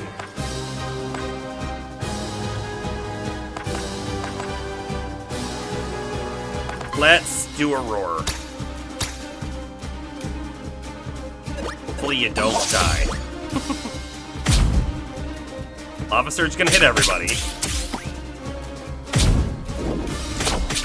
Icy Assault. Did a lot of damage. Okay. We're gonna start off using our move that removes corruption and does a heal. It's a low amount of heal, but I could do a bigger heal, right? I could. 15. Move shield move 2. Maybe the shield move is the move this turn, because he's going to do that big fire move again. Also, his element's changed. Now he needs fire and water. Interesting. Can I potentially... Right? I can do Ice Spear. I can do Ignite. Can I break him this turn? Let's try to break him this turn, and then I'll see what move I'm going to use, or what artifact I'm going to use.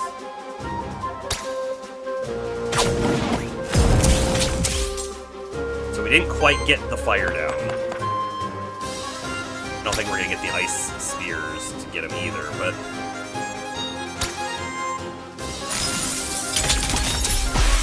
Oh, we did! We got it! Okay.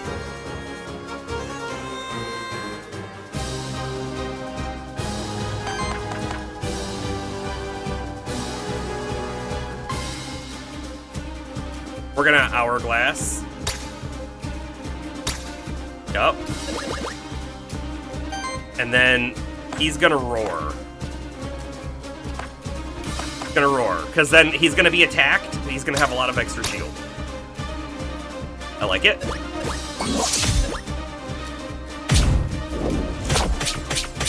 He still died though. Oh no. I mean, we have this in the bag. We've won, right? We've won, but... I mean, I think we've won. Yeah, this right here kills him. So does that. I don't really care which one we do. It doesn't matter. Icy salt, fine.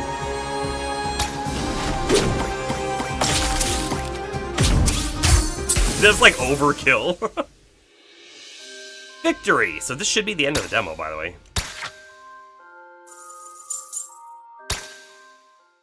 Really sad we lost our tank, though, you know?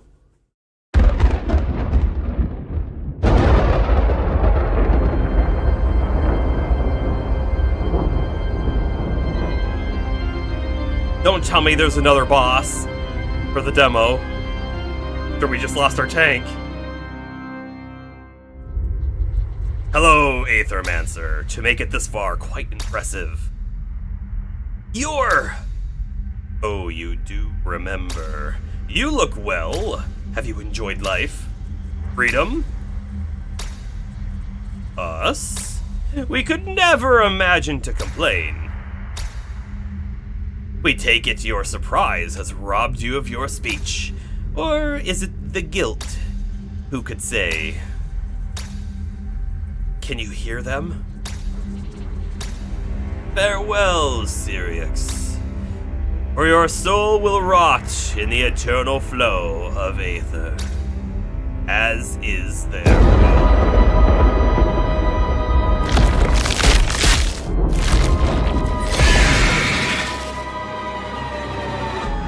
End of demo!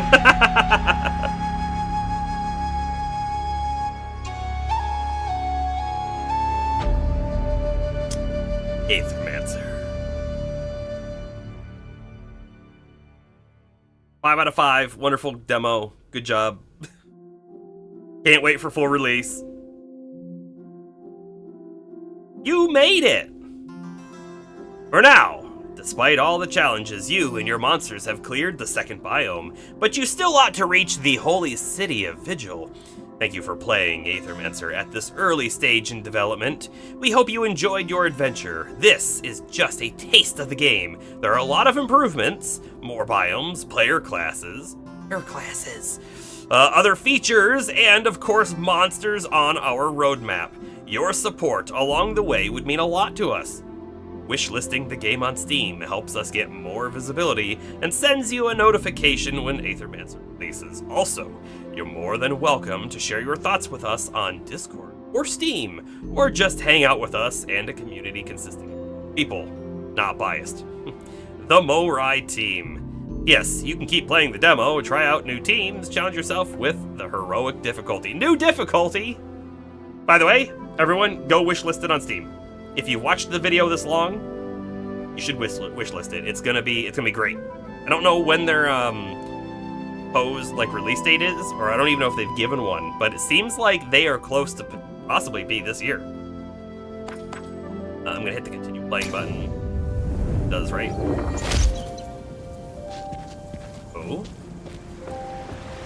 Oh, is this the town? Pilgrim's Rest? Okay, so this is the in-between runs area.